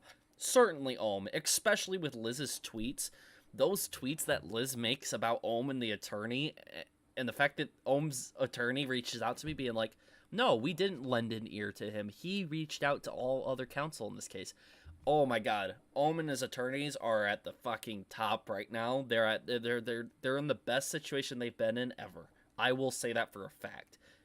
For 100% fact, like for right now, my opinion, I think my opinion I think my opinion is the correct opinion, obviously, but I do think that like Ohm and his attorneys and Ohm's side of things is the best it's ever been right now. And it's not because of an advantage because of this situation. It's not because he's taken advantage of this. It's because Ohm is being quiet. It's because Ohm is not saying anything. Liz is hinting at this drama on Twitter. Liz made that video talking about the whole drama situation between them. All this shit's coming out about Liz and Delirious. So, like, the fact that Ohm is being silent and then Ohm's attorney spoke up, but only to let me know so I can put that out. I'm sorry, but Ohm and his attorneys are looking great right now. Their side of things are looking great, and they've been winning the court case recently. Like every document, everything that's been posted has made Delirious look worse and made Ohm look better. So, right now, that's what's going on. But who knows? There's many proof. What? The problem is Ohm never showed proof. But that's the thing. Ohm stopped early because he thought, wait, this needs to be used for a court case. It can't just be dumped online. And maybe that's going to prove better over time. But I think at the time, since Ohm was boasting he had proof and he had evidence and he said it's coming, and then we never got it and we just found out, oh, now there's a court case about it, that hindered Ohm so bad. So I think now that the court case is going and we're starting to learn stuff, you know, Ohm, people are going to start appreciating what Ohm did over time, I think. But again, we'll just have to wait and see. That in my comment sections, I have seen kind of a shift, but there's still a ton of people who hate Ohm. There's people who are never going to forget what Ohm did, and they're just going to keep fucking hitting him constantly. Hi, TJV. I went AFK shortly after I joined the stream, but I'm pretty sure Cartoons does know what Delirious looks like, as I remember seeing shorts where Cartoons is at Delirious' house talking to him. Yeah, I said that Cartoons might... I believe Cartoons knows what he looks like. Ohm isn't trying to get involved, that I'm aware, but is providing his moral support in this situation. And if he is, again, people will appreciate, if you're a decent person, people will appreciate that. And I think Ohm has been a lot more decent than Delirious has in this thing so far. It's what, you know, just my own personal opinion, and you're asking me, you know. I honestly think Ohm's been more of a decent person than Delirious from my own personal experience. So, and in terms of publicly what they've shown and what they've done in court and their interactions and who is speaking up and who is staying silent and when's the best time for that, Ohm's been doing the best, I think, so far, out of the people in the situation. Now, has Ohm been a saint? Not saying that at all, but I am saying he's been doing the best so far. Ohm, Delirious, and Liz are all terrible people. And people will think that. People will think that everyone in the situation is just a bitch and a baby and XYZ, but it is what it is. Plot twist, Scott is also Ohm. I know you might be joking about that, Cowardly Coyote, but I will say for a fact, though, that like people are theorizing that already. I see... There's so many comments that I've seen already, people saying that Ohm is behind all of this, especially with the Scott story, and it is just fucked up. That is, in my opinion, fucked up. Does Delirious have disability? Maybe he struggled to talk to people outside the screen. I don't know. Liz lets the defaming comments hit Ohm as collateral damage. Yeah, again, that shit she posts online about Ohm is just... right here, this stuff right here, there's no reason to be bringing Ohm into here. And the fact that she, out of all the replies, she could have replied to other people saying, hey, I hope you're doing well. She could have replied to any of those. No, she replies to somebody who says that, oh, I think I know who this is. It's someone who got kicked out of the group and called them out on Twitter. The fact that she replies to someone like this and then continues to bury not only Ohm, myself, but attorneys. What business does Liz have going after attorneys? That is so unprofessional. So unprofessional. And Delirious's attorneys in the case are going to see that the person they're representing, his girlfriend, is dogging on the other attorneys, which doesn't make it look good at all. This looks terrible. But you know how people viewed it, you know? Liz, you go, girl. You go, girl. You call them out. Yeah, you go, girl.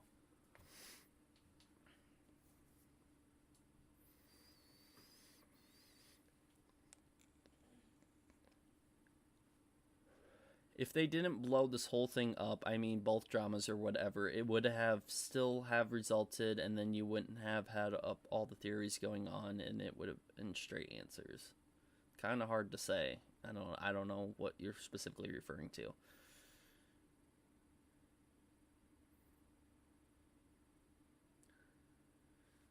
Literally nothing, no reason to mention them. Yeah, there's no reason to mention Ohm or the attorneys. I don't give a fuck that she mentioned me as a gossip channel. She could have went out there and put, no, but TJV contacted this guy. She could have name dropped me by name, and I wouldn't have given a fuck, because I don't really care what she has to say about me.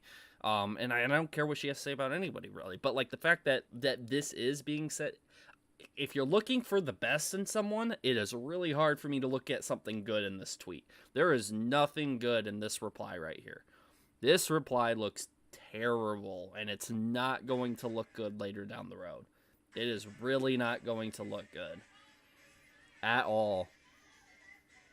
I don't know, Sen, if it was you or if it was Toy or someone, but I was talking to somebody about this before. I'm just baffled that this was said, because the reply in the tweet, she says, is really focusing around like the Scott situation, but when I got to actually read and then like kind of digest, like, okay, what would be the purpose of bringing up Ohm?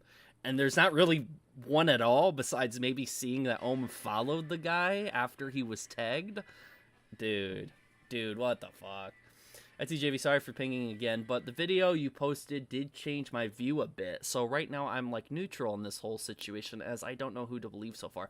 Prince, I will say, I'm glad, because I think everyone should be neutral. I don't think anyone should just take Ohm's side or just take Delirious' side. Like, even if you think that like everyone has a shot in this, but you're still more leaning Ohm or Delirious, I still would prefer people to be pulled to the middle. I want people to be like neutral in this, because we don't know what it's going to end up like. We don't know if there's uncovered things that we haven't heard. I didn't think all this shit was going to be told to me and I'd be sharing it. I didn't think that was going to happen ever, you know. You asked me this 2 weeks ago if I think that something like this would happen. I didn't know. So, again, it's sort of that untold stuff we're not told yet. But we will. Stuff will come out. I mean, it's going to happen. It was me. I don't mind criticizing Delirious and Liz Katz. And I think that's the thing. People do need to just realize, hey, they're both fuck-ups in this. Everyone's a fuck-up in this. Stop just trying to dog on the person who's been already down for a long time. If someone else fucks up, someone else fucks up. When I came out about Delirious having alt accounts, everyone dogged on me. They're like, oh, how dare you? You're changing sides. You're now in Ohm's pocket. Well, what the fuck? People criticize me for being a Vanoss Crew fanboy. Keemstar did it. But now the moment I call out Delirious for something he actually did do wrong, like the alt accounts, now I'm an Ohmwrecker fanboy all of a sudden. So people just need to realize both sides fucked up. Both sides are going to get criticized at multiple different points in this. And being neutral is what it is, you know?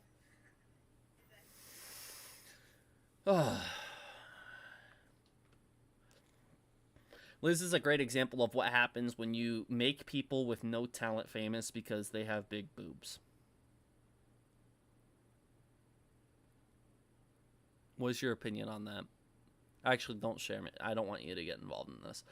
I was looking at my girlfriend, guys. I also thought they should have gone through a PR team, because this was a manipulative message to garner support from diehard fans to put targets on their backs.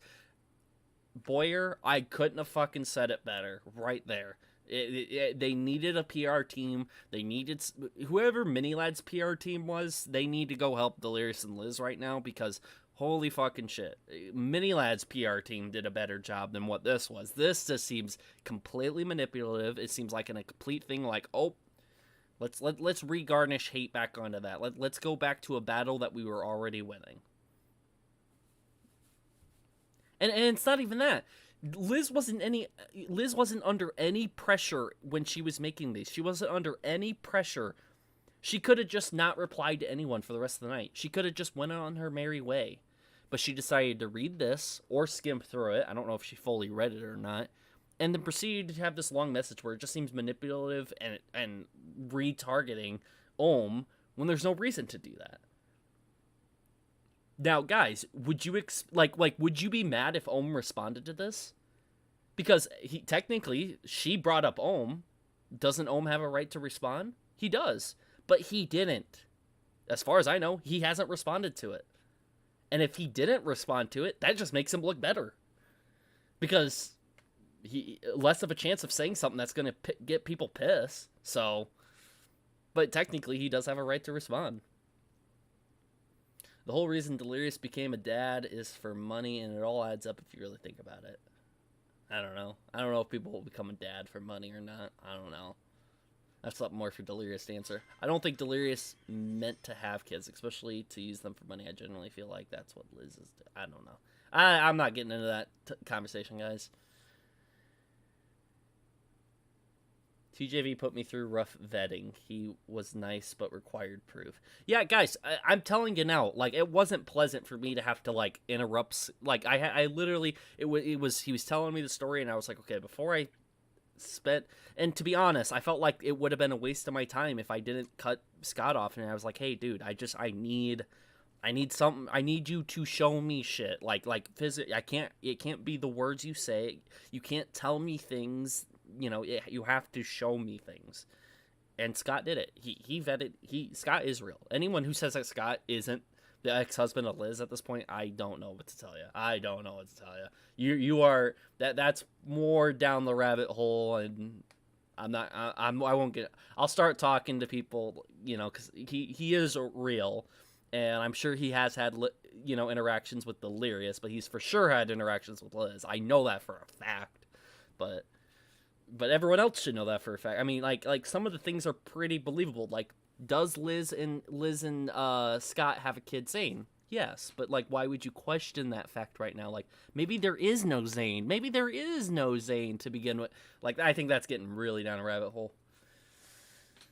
If you spend all your time making Scott look bad, you're a shill trying to cover up for Delirious and Liz. Yeah, again, I think the time shouldn't be spent on making one or the other side look bad. It should be just evaluate the situation for what it is and move on. At TJV, do you think Mini Lad is going to talk about the situation on his Good News Everyone channel? It would be a little funny if he told Liz to get her facts straight.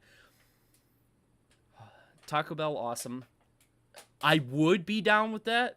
I would be, but I want that pedophile off the internet. So no, I'd prefer him and his pedo ass to get off the internet, even if it's for something funny and even if it's backing up the same battle that everyone else is trying to figure out who's winning and who's not and what's going on in this huge battle. No, I don't care. I don't care. I don't care for him making that comment. I'd rather him get off the internet.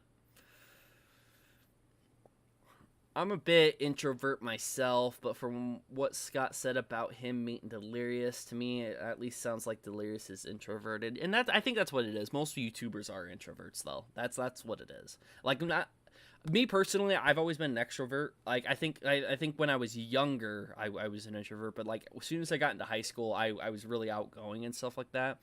And that certainly helps for YouTube, but I think some introverts, that the way they can like escape them being that, you know, constant same, you know, introversial self, I think YouTube's a way to do that, and I'm sure Delirious is doing that if he is an introvert.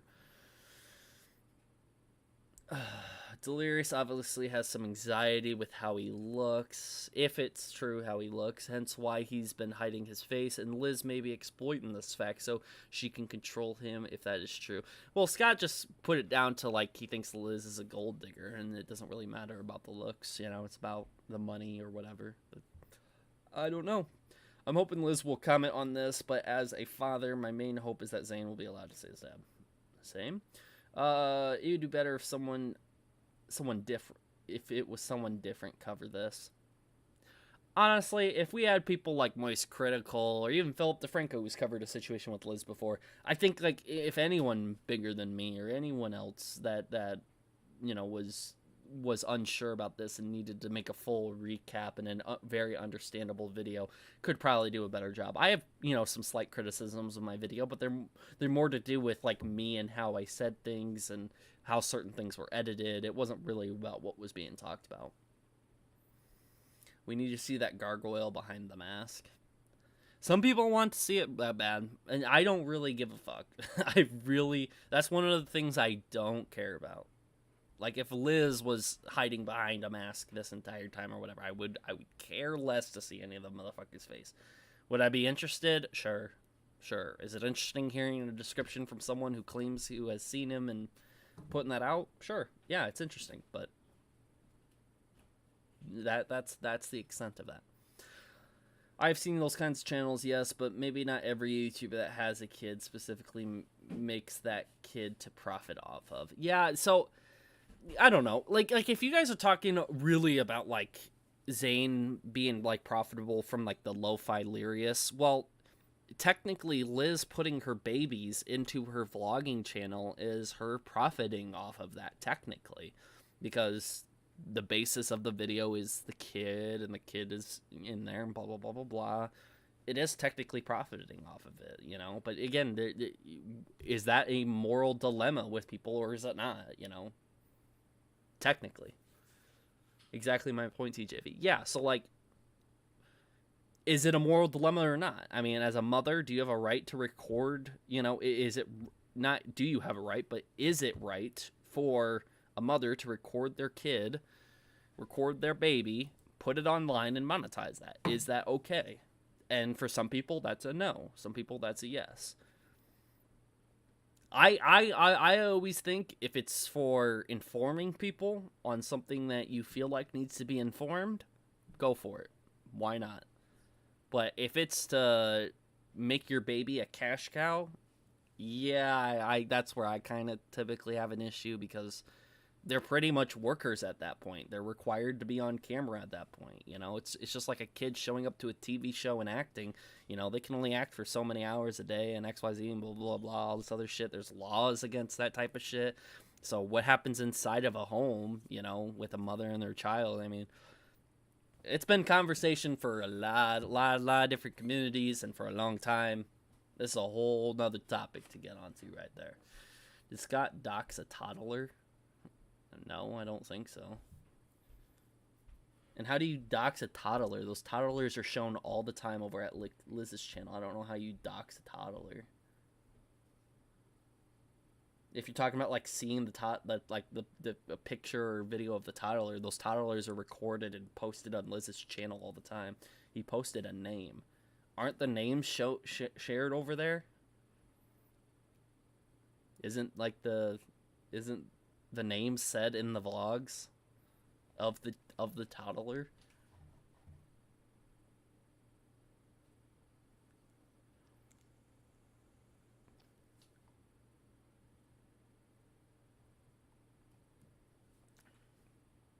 Well, not when it involves her line of work, so no, in my opinion. Maybe.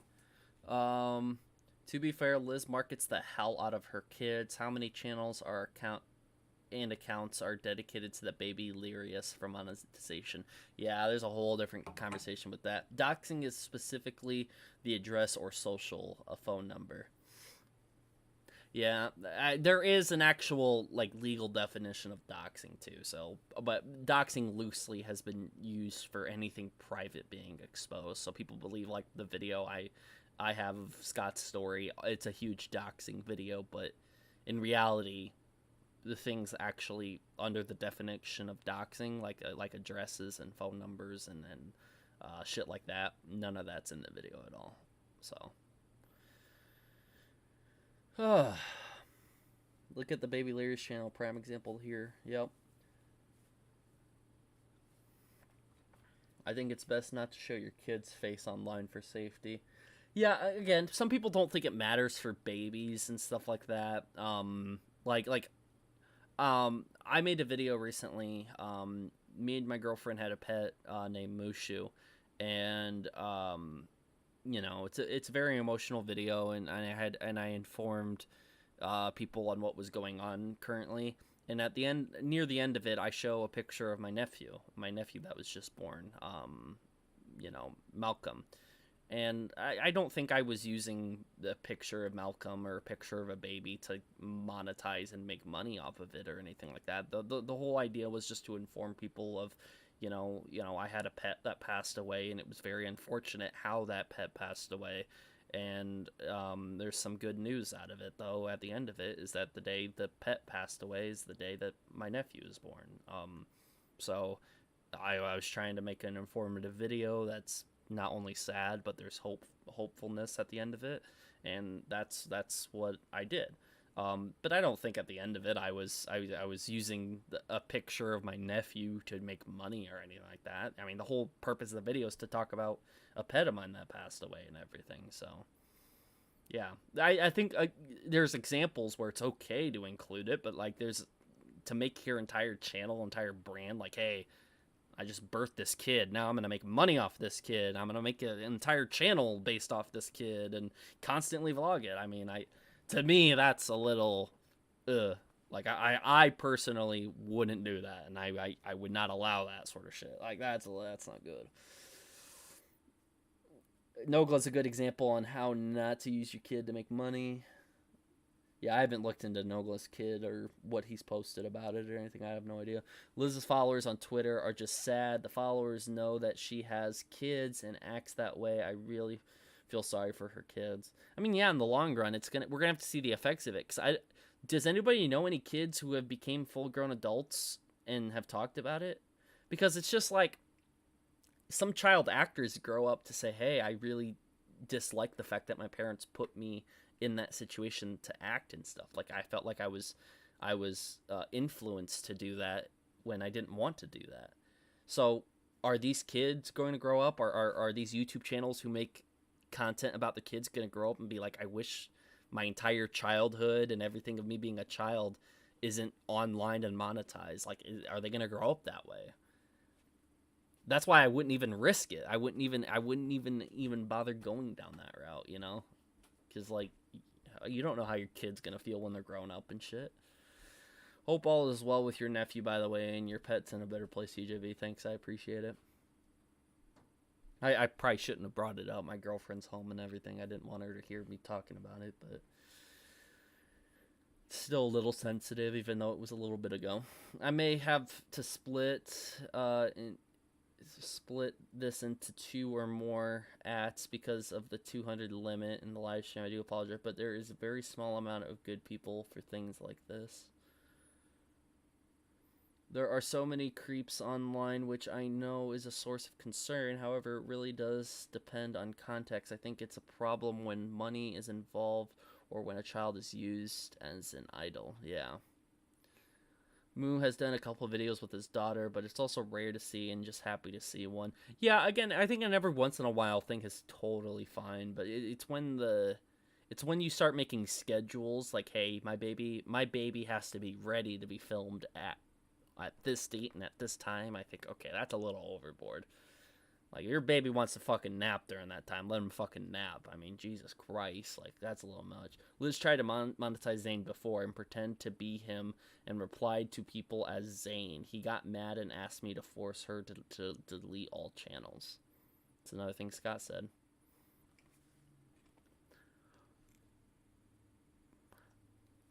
I hope Liz's daughter don't follow her path. Yeah, look, I don't want to talk about that no more. Yeah, that's shit not to think about. Hope for it, sure. I don't know, you probably had the best intention saying that darn, but holy shit, that's the last thing people want to think about. Nah, I don't want to think about that either. Like, so I'm gonna do my due diligence and pray about situations I hear about and hardships on people. I'm doing my best to pray, but that's the extent I'll go there.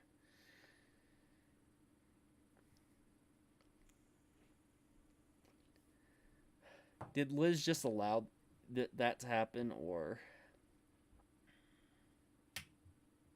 that's easy? But But I know, this is off topic, but recently on Twitter there was a situation where someone thought this YouTuber stole views from another, then changed their mind due to being told that the other YouTuber gave them permission, and this user didn't continue giving shit, which is nice. Yeah, I don't know what you're talking about there for that situation.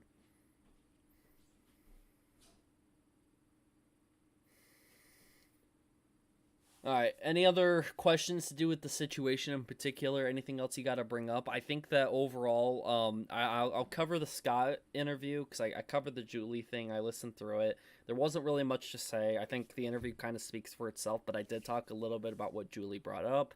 The Scott interview has a lot more information than what the main video did, so I will end up covering the Scott interview on another stream.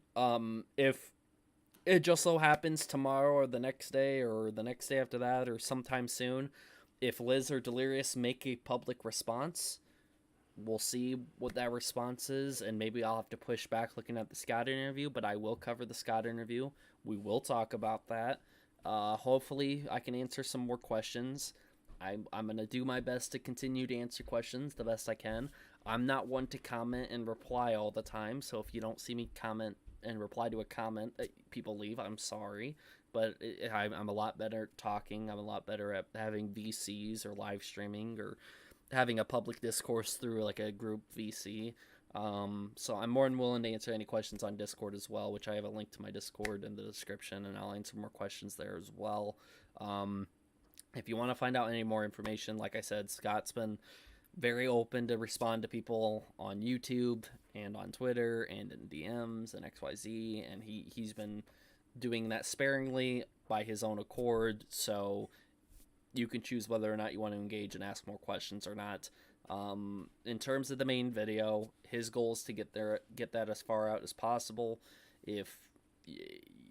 Regardless of what you think, if you think it's a good video and you think more people need to see it, share it. If not, let it sit, share your opinion, and move on, and we'll see how the video ends up doing. But it's definitely one of those videos where it's going to be the only video I upload for a little bit while I still continue to do live streams and stuff like that, just so the video can reach as many eyes as possible, because I wouldn't be uploading the video if I didn't want people to see it. You're doing a great job, TJV. Thanks for keeping us updated. You're welcome. Oh, man. Honestly, if you've been doing YouTube 10 plus years without showing your face, never show it. And it might be, I don't know, I've been kind of saying I don't care about the Delirious face reveal, and I really don't, but my only real opinion about it is if he does look a way where he shouldn't be, like, for example, in this main video I upload about the whole drama and shit, apparently he pays, where is it, this guy right here, he pays this guy to sign like an NDA sort of thing or whatever, to like, hey, a picture of you is going to leak online, and it's going to pretend to be me to hide what I really look like, so people think I look like this. If that is the case, you know, and if that is true, what Scott said about this, if that is true, then holy shit, dude.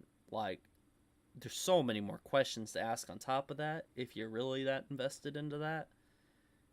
I mean, but this photo is everywhere. This photo is everywhere. I mean, there are other photos. There's, if you type in H2O Delirious face reveal, which I'm not actually trying to look for a face reveal right now, so don't think I am. But if you type in this, people thought this guy was, which this guy, oops, this guy looks, you know, not really like him, you know. There's things that resembles maybe, but this guy, people thought this guy was Delirious for the longest time. I don't know if you remember this, but this YouTube video was out, and this YouTube video is of a guy who like echoes what Delirious says. Like, does anybody remember this at all? Because I remember seeing this back when I was real little. Back when I was real little and I found out about the Van House crew, and I wanted to see what people actually like what they look like or whatever. But this was out there a lot. TJV Lamau, I remember this. Yeah, dude, this is this is old, but like people thought this was him and everything like that. But when you type in TJ, yeah, like this photo pops up. This is a big one right there. This one pops up right here of the guy. Right here pops up. I mean, yeah, there's photos out there like this. So who remembers Big Kush and H2O Delirious? That's another one. I don't know if I type in that if that'll pop up. I remember that one was out there too. This guy thought his voice sounded like Delirious. Right here, this. People thought the guy here in the shades in the white, people thought this was Delirious.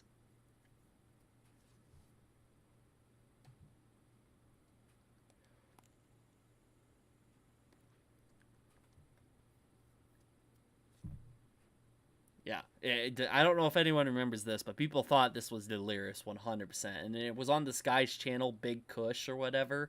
But this guy did a terrible Delirious, like, impression. They all thought it was him. It was so funny. Someone had to add Delirious to confirm. Yeah, this guy does a terrible Delirious impression, but he tries his best. And, oh my god, this video is terrible. I don't even know if this video's still public or not. Hold on. All right, go. Dude, this is like a blast from the past. Look at the dislikes on this bitch. Holy shit. Yeah. We're back. What's up, guys? We got the song we were gonna play. Here. This guy does not sound like Delirious, but like I remember back in the day watching this, I was like, okay, this is weird. Oh, you got interrupted. It's coming off of my phone. Yeah, it's coming off of my phone. Be eaten.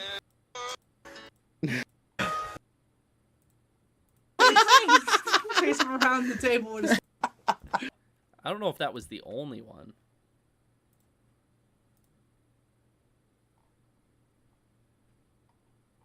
But I remember him sitting here, like, trying his best to sit here and, like, pretend to be Delirious and everything. Oh, wow. Yeah. Big Kush made a follow-up video after the hate and was like, I don't know, this dude, he claims he's Delirious. Yeah. Yeah.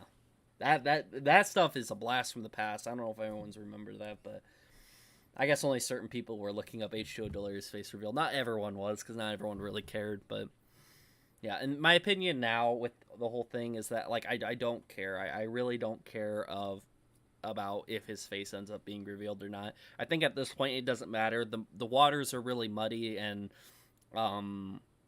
there's just so much more important shit than people need to look at him. If Scott decides he's going to post a picture of what he looks like one day, it's gonna happen, and that's gonna be the topic of the day. Everyone's gonna fucking talk about it. It's gonna be fucking everywhere. But I think there's more important shit to talk about than that, in my opinion.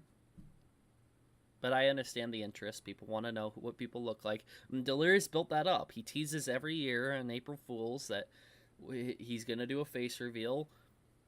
Delirious paid people on, what is it, that thing where you can pay celebrities to, what's it called? You can pay celebrities to, like, say things for you. He even paid celebrities to say, hey, I'm H2O Delirious or whatever, and blah, blah. Cameo, that's it. Thank you, guys. Delirious even paid people fucking to say, do the fake face reveal. Celebrities, too. So, if all the allegations end up being true about Delirious, and all the shit Scott's saying about Delirious is true, those celebrities have said they are H2O Delirious. Those celebrities have said that. Those celebrities have been associated with Delirious through that, technically. Oh boy, that ain't gonna look good if this shit's true. That is not gonna look good if that shit is true. People are gonna be like, yeah, remember that H2O Delirious guy you talked about? And the celebrity's gonna be like, what? I got paid to do that. I don't know who the fuck that guy is, you know? Because I doubt all those celebrities watch Delirious, but...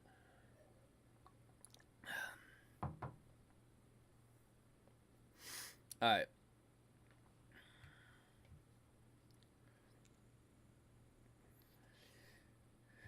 I just hope Delirious doesn't end up like Dream if he reveals his face. If I will say this, there's a couple different outcomes to the reveal, which again I don't care about, but if I'm just end of the stream topics that we talk about, If what Scott is saying is true about Delirious and the way he looks, the face reveal won't be good. It'll be worse than Dream, I think. If what Scott is saying about Delirious is false, though, and there is a face reveal, it could end up better, but it's still going to be big. And then if he just never does a face reveal, we're just never going to see it. And my assumption is we were never going to see one. He was just going to tease it till the end of time. And maybe, like, I don't know, maybe he was going to make one final video for when he does pass away. And, like, people are told to upload it after he passes away. Maybe that would be the point where we would see it. But, again, that's, like, long-term thinking, and I don't know if that has been done or not.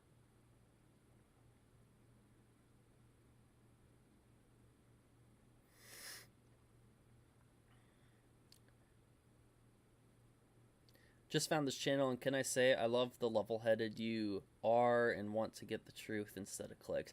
Yeah, again, this is another thing I want to bring up. So people say all the time that, like, I'm in it for the clicks and stuff like that, and I appreciate you, Polly King, for saying that, but people say all the time I'm in it for the clicks and the money and the milking for views and XYZ.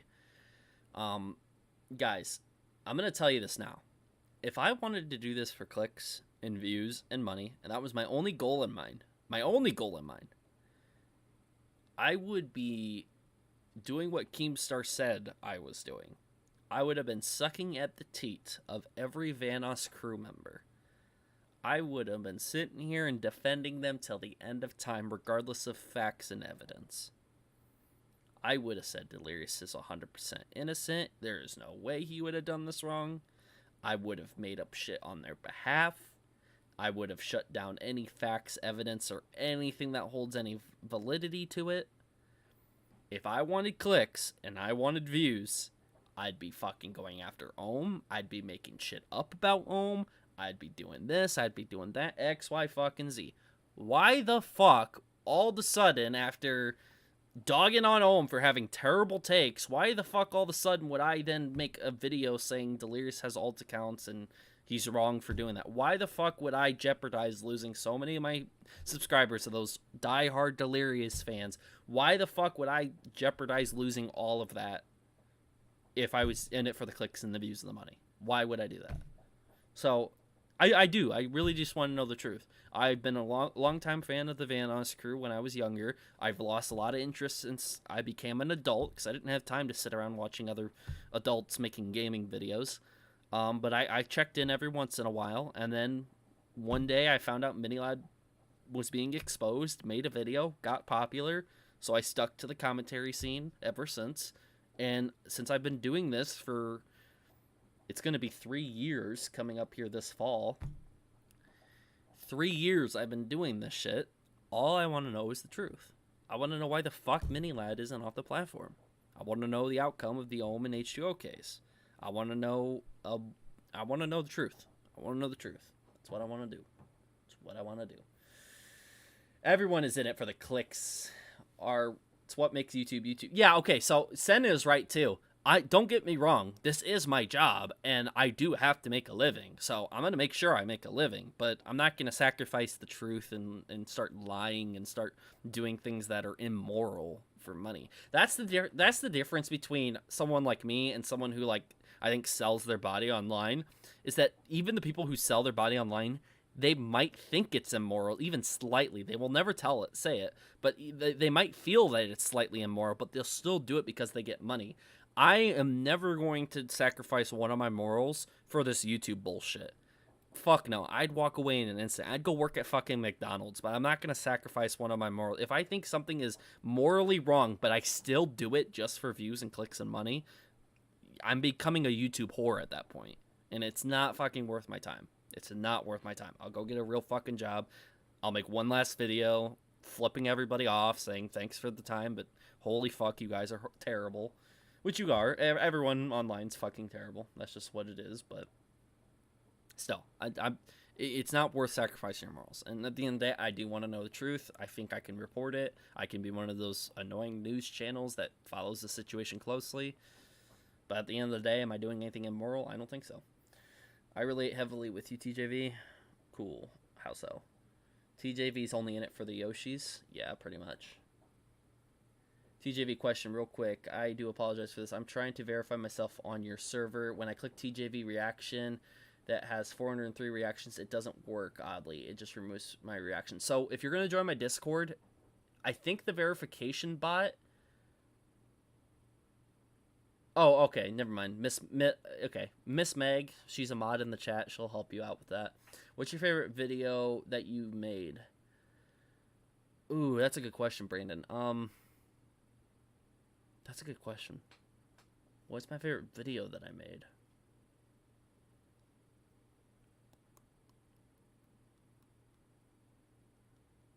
My favorite video that I made.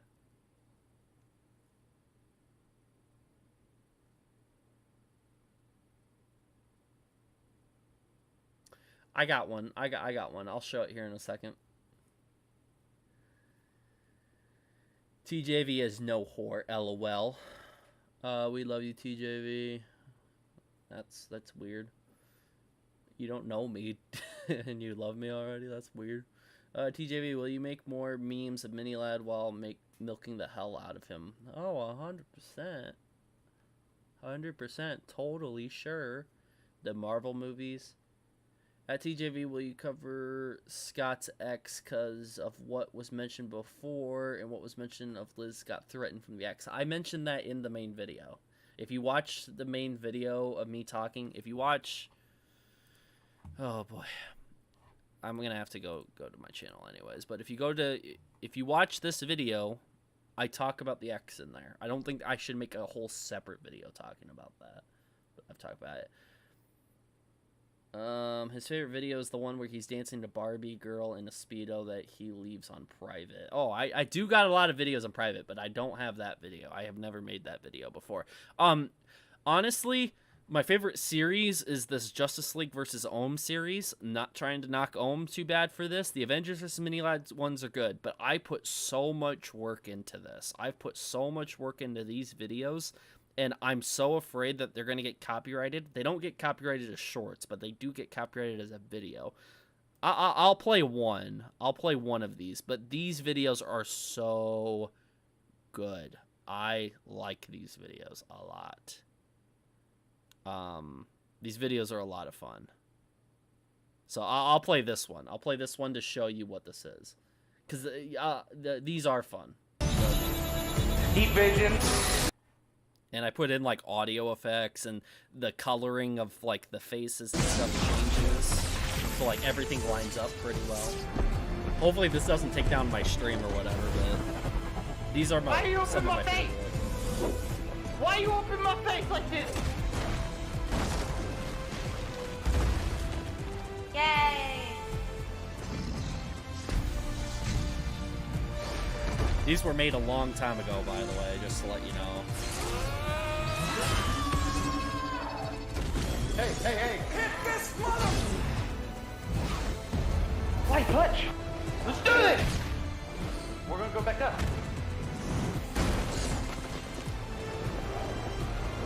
Light touch! Oh, let's go. I'll shoot you in the face. No, you dare!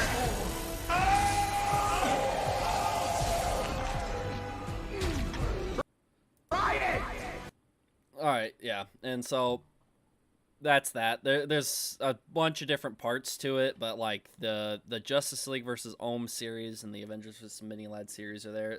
Honestly, I put in a ton of work on these. These are like weeks and weeks spent just grinding at editing and getting the faces and photoshopping and all that. So these are more fun videos, just, you know, in spite of all the drama going on. So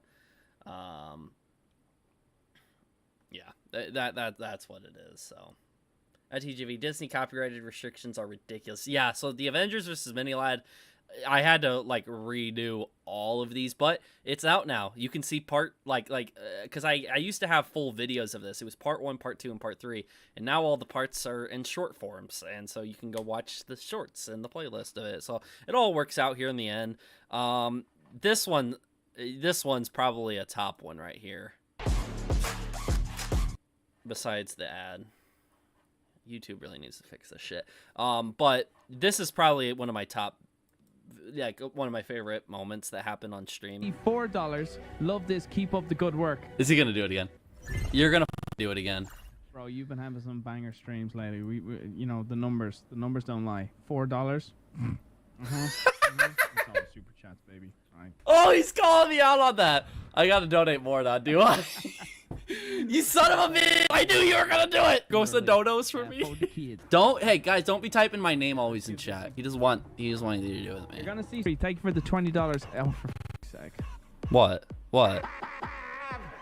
So like every time Brian sat here and saw TJV typed in his chat because I talk about Vanoss crew drama, he plays like the 555 sound effect or whatever. So he pleads the fifth because he ain't gonna say something that gets me to make a video about him or whatever. So yeah, that's probably one of my favorite videos. But to wrap up the stream soon, my favorite series is probably my favorite moment during a live stream would be the Terrorizer one. And then my favorite video, I have to go one of my movies. My movies, I just enjoy making movies. I've made a ton of movies. I come from a background of just wanting to make films and wanting to, I want act in movies and direct and do visual effects and action scenes and stunts. And I just like making movies. So, like, this is a whole different side of me if you were to go check these out. But, I mean, my personal favorite would be around here. It'd be nothing to do with the drama. Some of the vlogs, maybe. I'd enjoy the vlogs. The vlog where Uni came and saw me, the 4th of July car meet, where my girlfriend and my brother are filming a lot of that. The backyard football one's good. There's a lot of good videos that I like on here. I don't know if I have a complete set favorite. But something along the lines of that. TJV mod me. I need power. If you say please, the almighty Sen has to say the word please to TJV. You need power, but I need the power trip that you had to say please to me, Sen. That's what I need. I need the power trip that you said please to me. Opinion on Aaron Rodgers trade. I'm glad I hope he goes to win another Super Bowl. He deserved more while he was in Green Bay. And I'm excited to see what Jordan Love does. Aaron Rodgers still my QB, regardless if he's not in Green Bay. He's just not my Packers QB right now. Jordan Love is. Drink a Gatorade, no. He asked for your favorite video, not life story. Rough. That's rough. Have you seen a video of an audio tape where Ohm and Malika were arguing with each other because Ohm was being dumb? I did hear that a long time ago. That was out there. I didn't understand that, though, because it just seemed like drama between them. I just don't understand. Goff and Stafford and Favre over Rodgers. All right, TV, you're just insane. If you think Favre is over, I mean, people do make arguments for Goff and Stafford because they're Lions or Rams fans, but Favre over Rodgers, you're delusional. You should get yourself checked in somewhere. TB the GOAT. Yeah, Tom Brady's the GOAT. Tom Brady's the greatest of all time, and Aaron Rodgers is the best of all time. The GOAT in the boat. How long did it take you to grow your beard, TJV? Is that really the questions we're getting asked now? We're really getting away from the drama now, but that's fun, I guess. TJV, my beard, I don't know. I don't know how long it took. The hair in the back, that's what people are commenting on now, because people think I'm growing a mullet now. It's kind of why I'm wearing a hat to keep all the hair under there, but yeah, my hair is getting long. I'm starting to get that Nicolas Cage look in the back. Watson is the GOAT. Christian Watson is fucking... I'm so excited to see how he does the sophomore year. I am excited. At TJV, I understand, but I feel like there's something missing from what I saw about Scott's ex-girlfriend on your video, and like maybe Liz is protecting Zane because Scott's ex or so. Maybe, but again, we'd have to hear Liz's side of it. According to Scott, his ex-girlfriend is harmless. It's just like a chihuahua. It's loud, but it's not harmful, and that's how he described his ex. Apparently, according to Liz's tweets on July 24th, she got death threats through audio clips. So maybe the ex-girlfriend sent audio clip death threats, and that's what happened. But even if that did happen, that situation can be handled, and I doubt the ex-girlfriend was making threats towards a kid, because that's really, really fucked up, and we don't know why the ex-girlfriend would be doing that towards Liz. I didn't get context of that shit. I just got told that that happened. Are you going to upload on your second channel? Fuck no, I'm not. That second channel is only there for you guys to subscribe to and for you guys to say you're diehard fans. Why? I don't have it under my channels? What? I should. Let me click a random video. With Grammarly Go. And then if you go down here and you go to second channel, this is my second channel, and literally it has over 1,000 subscribers but no videos. And I put second channel yo under the about page. Yeah, this second channel is only meant for diehard simps. If you're really a simp for me or anything that I do, you are subscribed to this channel, and that's it. My girlfriend is subscribed to this channel. She's the biggest simp of them all. So,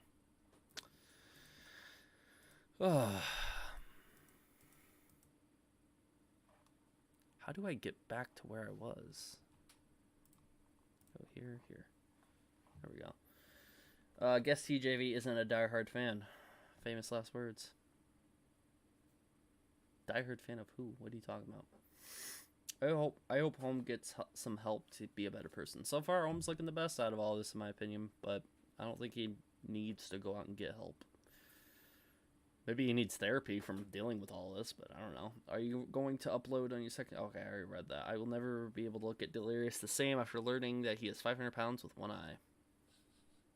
If you believe in all that, then you believe in all that. Delirious sneezed. Are you going to make video? Maybe. I'm enticed. Favre over Rodgers. That's why Rodgers is trying so hard to mimic Favre. Guaranteed to be a Viking next year. So, TV, I don't know if you know, but when Rodgers, it's up to the Packers organization and the Jets organization to trade. It's not up to Rodgers. He's a player. He doesn't get to choose where he goes if he's traded, okay? He gets to choose who he wants to sign with if he's a free agent and he doesn't re-sign with his team, but he doesn't get to choose where he gets traded. He's not trying to mimic anyone. But I'm sure he's trying to mimic some good players with his style, because that's how you win games. You mimic good players. Like Patrick Mahomes is doing really, really good in the NFL, but he mimics some of his game off of other players. And Mahomes and a lot of these younger QBs, like Josh Allen and Herbert, are saying that Rodgers is someone that they learned from, because Rodgers is that damn good. TJV is a China pet and waters himself every day. You guys are really being weird in this chat, and I don't understand why. The first time I knew the Vanos crew was Call of Duty Black Ops Zombies when I was 9 years old.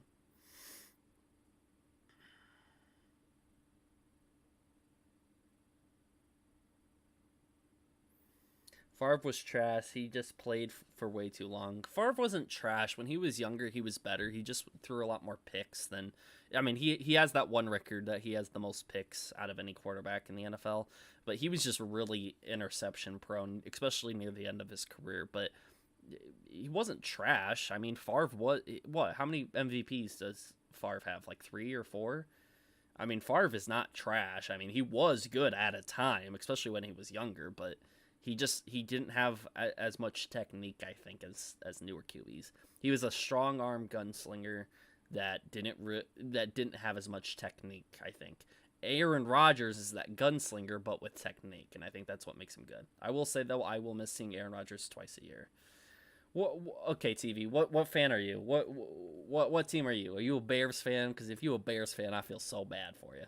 I feel so bad for you if you're a Bears fan. What's your team, TV?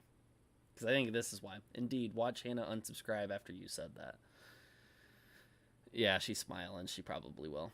Detroit v. everyone. Oh, you're a Lions fan. Oh, man. Your team has sucked for so long, and now you got a little bit of a taste because you beat us twice last year. All right, we'll see how Jordan Love does against Goff. We'll see how Love does. We'll see you seethe once Jordan Love has his first start in the NFL. We'll see. We'll see how that goes. Sorry, guys. Some people are here to talk about drama and the shit in hand, but when someone goes after my team, I'm in Chicago. How do you think I feel? Yeah, if you're a Bears fan, I feel bad for you.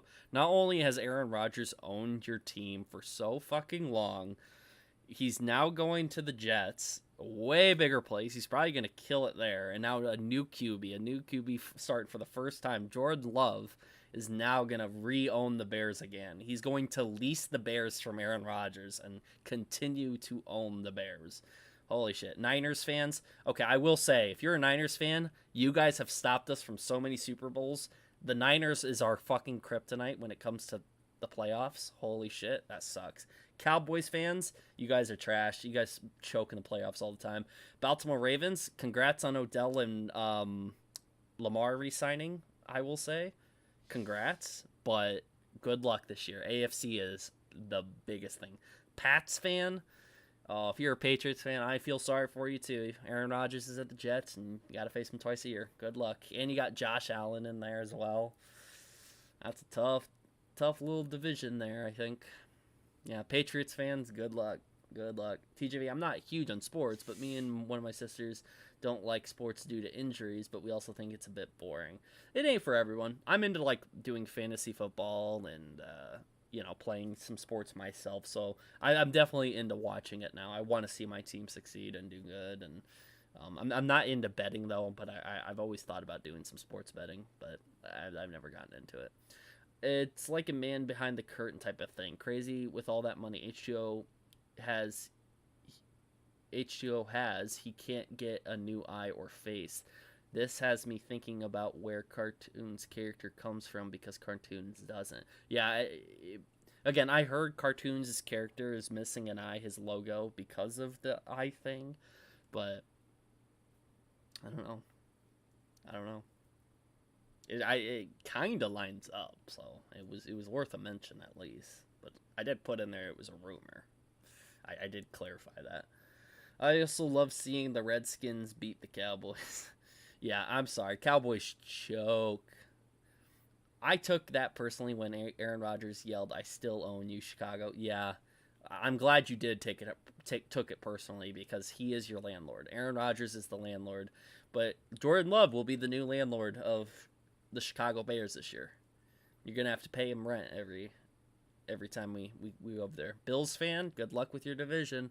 I think Bills and Jets are going to be interesting to see face each other. I'm not ready to say that the Bills are going to lose against the Jets because the Jets are looking insane. They got a top. I think they still have a top 5 defense this year, plus Aaron Rodgers on the offense and a lot of Packers players going there.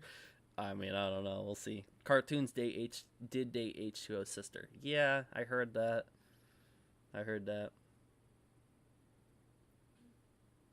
Anyone who is interested to join the Discord server, it is down in the description. We will be having an event going on here soon involved a Halloween movie. Thank you, Meg, for putting that in the chat. Chargers choke the most. Imagine the Raiders being a rival. Haha. Well, the Chargers also have to go up against the Chiefs, and the Broncos are always an up and down team. I think the Broncos will be a lot better this year than they were last year. Broncos country, let's ride. Actually, one of my friends, his name is Jeremy. He's been part of videos before, but he's a Broncos fan, so he thought his team was set with Russell Wilson, but we'll see how it goes next year. Pats are the best team because of the 6 rings. I don't think that makes them the best. I think best for a time, but that ain't gonna hold up for long. The Packers have, 4 or 5 rings, so we just need 1 or 2 Super Bowls to catch you. All 6 of your rings have came from the last 20 years. I mean, if you're talking about longevity and how long a team's been around, the Packers won the first 2 Super Bowls to ever exist. I mean, that's a pretty incredible feat. The first 2 out of the bat. I don't know. Well, we'll just have to wait and see. We'll have to wait and see. At TJV, is there any songs from games or in general that makes you want to go back to early 2000s, 2015? Yeah, Mafia 2. If you know the Mafia series, Mafia 1, 2, and 3, Mafia 2 has some very old, like 1950s, 1960s songs. And there's a song called Let the Good Time Roll. And it's in Mafia 2, the game, and there's a pivotal moment in the story of the game where Vito Scaletta is becoming just a normal crime gang type person, a member of this crime family, and now he's becoming his own man. And the song called Let the Good Times Roll play. And that takes me back to the early 2000s when I used to... My dad shouldn't have let me play that game, but he did. I played that game. And, yeah. Vito Scaletta, Let the Good Times Roll. Rock Around the Clock. Some old 1950 songs. I mean, that stuff takes me back. I don't know if anyone plays Mafia 2, but it is. Did you watch Secret Invasion? I did not, but I've seen all the spoilers. I've seen all the clips. Didn't care for it. Is football your favorite sport? Yes, it is. Cartoon's logo is John as an internet devil / troll. Have you played GTA 5? I have on and off. I did own the game at one point, but I only played for like 2 hours, and then I hated playing the game because I'm so used to like the walking around and driving mechanics of other games where I couldn't get into like the GTA 5 mechanics of that. If GTA 6 ever comes out, I'll try to get into it, but yeah, I can't get into GTA 5. I can't get in with how I know the movements are realistic on how the character moves, but it seems too slow to me, I can't do that. At TJV, the song Undertale from the game Undertale makes me have a lot of good memories, and I wish I could go back to that badly when listening to it. Gotcha. Makes sense that H2O gave Cartoons his mic or something like that to get started.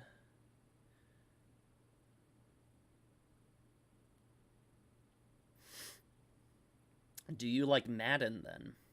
Any final questions, guys? And then I gotta hop off for the night. But I like Madden? I do like Madden. I want to get Madden 24, but I went and looked and it's $70. Like, don't get me wrong. Like, if I have to pay for it, I'll pay for it. But holy crap, $70 for Madden 24? Why can't they just make it a $60 game? I don't understand games doing that like $5 to $10 over 70. Like, is it really going to affect the sales of your game that much by you have to increase it by 10 or 5 or whatever?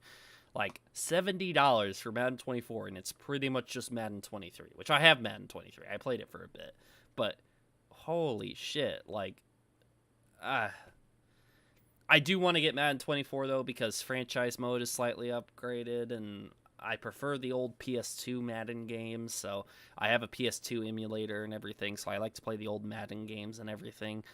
And I might do that. I might stream one of these times. I might stream one of the old Madden games, because the old Madden games back in the 2008, 2009, those were cool, but the new one, the new Maddens don't hold up. But it's the only way to play like an updated NFL licensed football game. It's the only way to do it because EA has the exclusive rights to it. So it is what it is. Why don't you have a Yoshi 3D nightlight in the background? I actually do have a 3D Yoshi light. Remember? Do you remember that?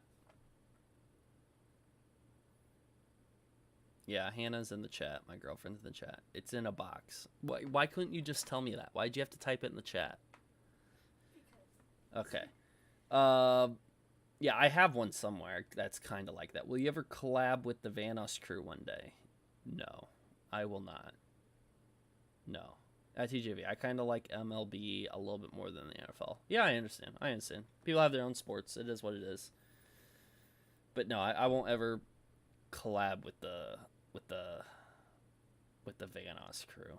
That's not gonna happen. Well, technically, if you're thinking about it, I technically did collab with the Vanos crew. People like Wildcat came to me to share some information before, so technically that's a collab because I was working with Wildcat to get his side of the story out there, and Wildcat wanted his side on my channel. So technically, I did work with Wildcat. Like, does that make sense? Does that kind of make one? Sen, what's up? Sen, you didn't say please. I didn't see you say please in the chat for mod. At TJV, if you ever had the money, would you get a light sign, kind of like Panda's on the wall, when he's recording? Yeah, maybe. I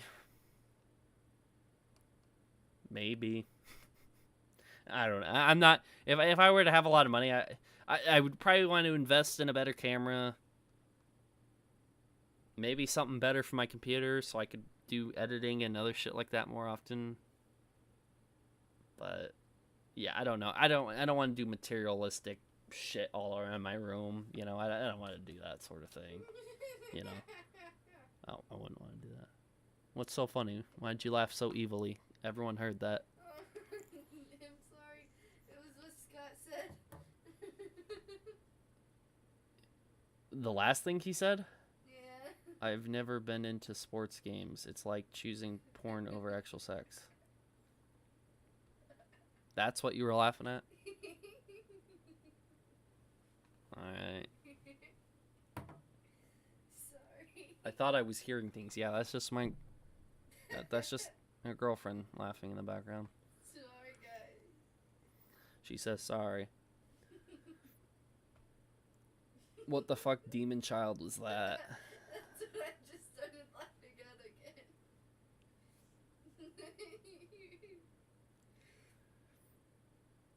again. Oh, Hannah's probably gonna unsubscribe from my other channel. I thought a baby was crying. She's continuing to laugh. I got tagged by Toy Bounty Hunter. He's streaming.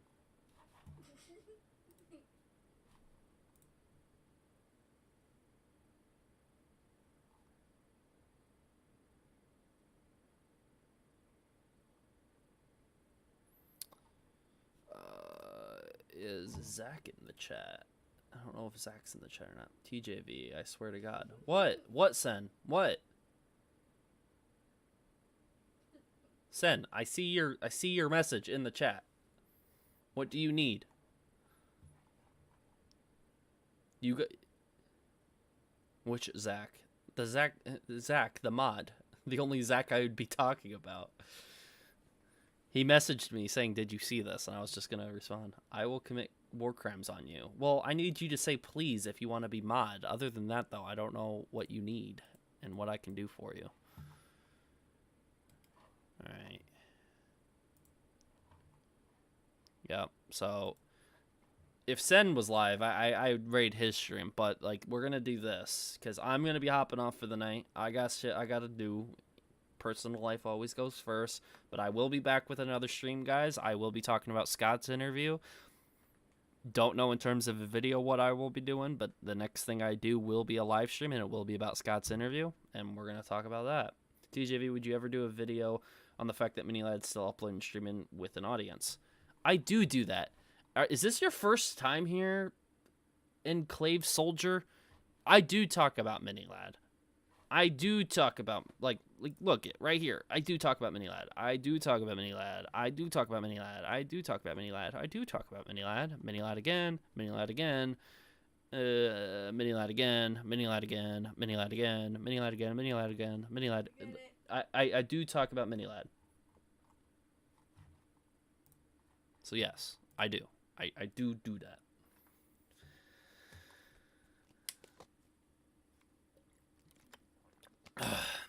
Watched a lot during the Omen Wildcat drama, not much after that. Well, I do talk about Minilad. Just some people don't know. The J in TJV stands for Minilad. I don't know how that is possible. That's probably why you think Favre is better than Aaron Rodgers. Is you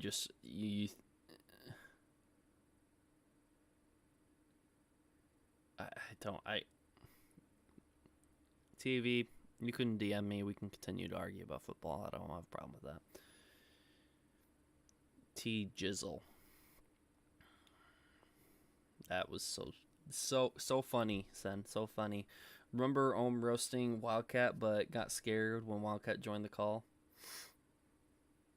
This is our ongoing case, is getting Minilad off. At TJV, what does your name actually mean? Like TJV? It's my full name. TJV is my full name. That's why I don't really understand the whole... Like, I kind of understand it, like... But... Like, I thought it was really dumb to come up with some fake name and hide behind a mask or whatever. That's why I don't really care. If Delirious' face gets revealed, so what? I mean, he'll be fine. He's going to continue to do his clown persona regardless if people know what he looks like or whatever. But... I just thought since the very beginning I'm not gonna really hide my name or any of that sort of shit, because it ain't worth like trying to keep it a secret. So it's my name. It's an abbreviation for my name. My actual name is Trevor Gene Valentine. They're gonna take your identity now. They're gonna take my identity now? Probably. I don't know if they want it, because people are saying weird things. Yeah, TV is my initial too. I got called TV all the time when I was in school. So, dat darn, you spelled my last name wrong. It's not Valentin. It's Valentine. VOLENTINE. Go do your background checks on me. I do not give a fuck. I have nothing to hide. Trevor Gene Valentine. Jesse spelled my last name right. People all the time called me Valentine too when I was in school. Valentine's Day was never fun for me. I fucking hate Valentine's Day with a passion. But I still participate on Valentine's Day and act like I love it.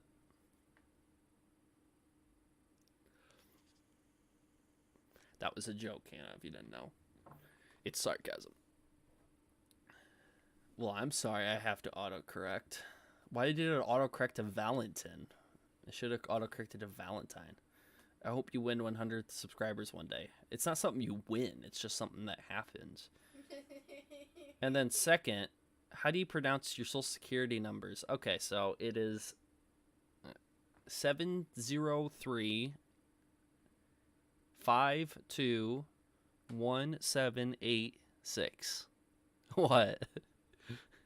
That's my social security number.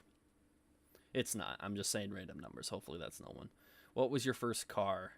God, you're really asking for security questions to get into my fucking password. What's your mother's maiden name? My first car was a 2007 Audi A4. I don't use that as a security question, so good luck. Dumb bitch. Someone didn't approve the Valentine's Day message. No, it's not my fucking social security number. My mother's maiden name. I don't even use my mother's maiden name as a security question, but I'm not going to talk about my mother. Bro got no enemies.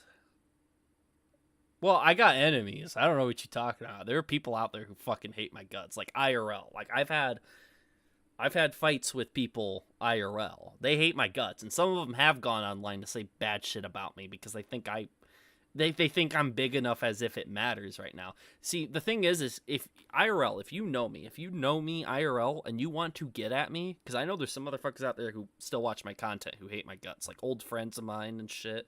Probably some ex-girlfriends of mine. I have no idea. But they can kiss my current girlfriend's toes, I guess. That's weird that you would engage with them that way, but I know. But if you're watching me, if you want to actually cancel me for whatever fight we had a long time ago, wait until I'm big enough where it matters. I'm only at fucking 80,000 subscribers. Why the fuck would you sit here and try to expose me any sooner? There are shit out there. Like, do you know when I talked about Liz blocking me? When Liz screen recorded her phone and blocked me and put it on her thing and put it on her Twitter page, there were people who know me from school who did not like me and replied to Liz saying, yeah, I knew that motherfucker in high school, blah, blah, blah, blah, blah. I was just like, wait, what? Like, what the fuck? Like, I was always, like, me and that person always knew each other through other friends and stuff like that. She was always nice and everything, so I don't know why she all of a sudden she was flipping it, but apparently she was dating a guy that was in a car group, and I didn't get along with the guy in the car group, and things just fell out, and so she started hating me through association, I guess, and that's where that come from. Numbers don't matter. TJV, other commentary channels. Yeah, I don't really care. If I get that 100,000 play button, it would be cool to do a giveaway. It'd be cool to be like, hey, one of you guys can win this, and I'll just give it to someone who is going to think it's super cool. Or not. Maybe I'll do like a Whistling Diesel video and destroy the fuck out of it. Do something, be like, yep, YouTube, you pay me, great. Now you're sending me a play button, I'm going to destroy it. At TJV, people be people, man. Yes. You're a good man, TJV. No, on the contrary, I'm a giant piece of shit. I'm barely a man at all. Off topic, you guys have a least favorite fast food chain? Mine was White Castle. Freddy's. I hate fucking Freddy's. White Castle's good. Freddy's. I don't like Freddy's. And Culver's. I don't like Culver's either. Hey, if you're still watching this and they dislike you, at least you get their views. Yeah, the fact that I still make a little bit of money off people who don't like me is awesome. TJV is a war hero. Sen, you and me are supposed to be hating each other. Why are you making me sound good? You giant piece of shit. We're supposed to be starting drama for views right now. Sen, if we are going to do it, though, we should plot it. Like, is there, like, a family member of yours that has, like, a disability I can make fun of? Like, that would be a good start of some drama. Don't worry, it's fake. It's fake. We're doing it for views. Don't worry. It's all good. What's Freddy's? Yeah, if you don't know Freddy's good, don't go to it. McDonald's in my ears suck. Soggy ass fries, bro. Freddy's fry sauce is amazing. I disagree heavily.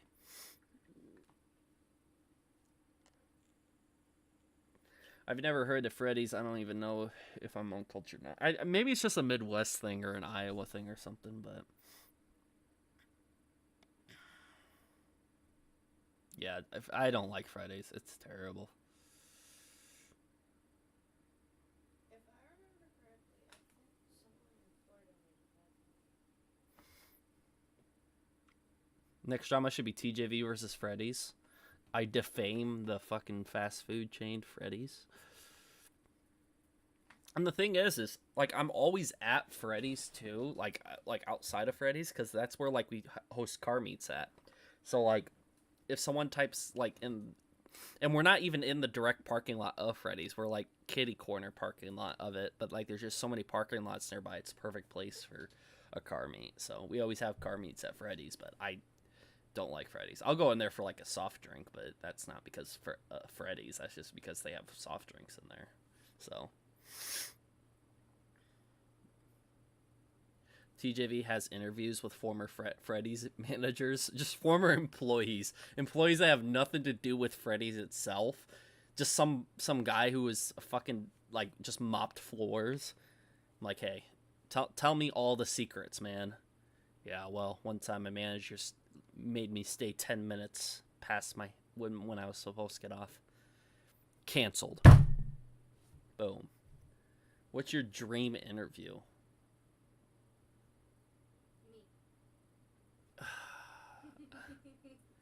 My dream interview would probably be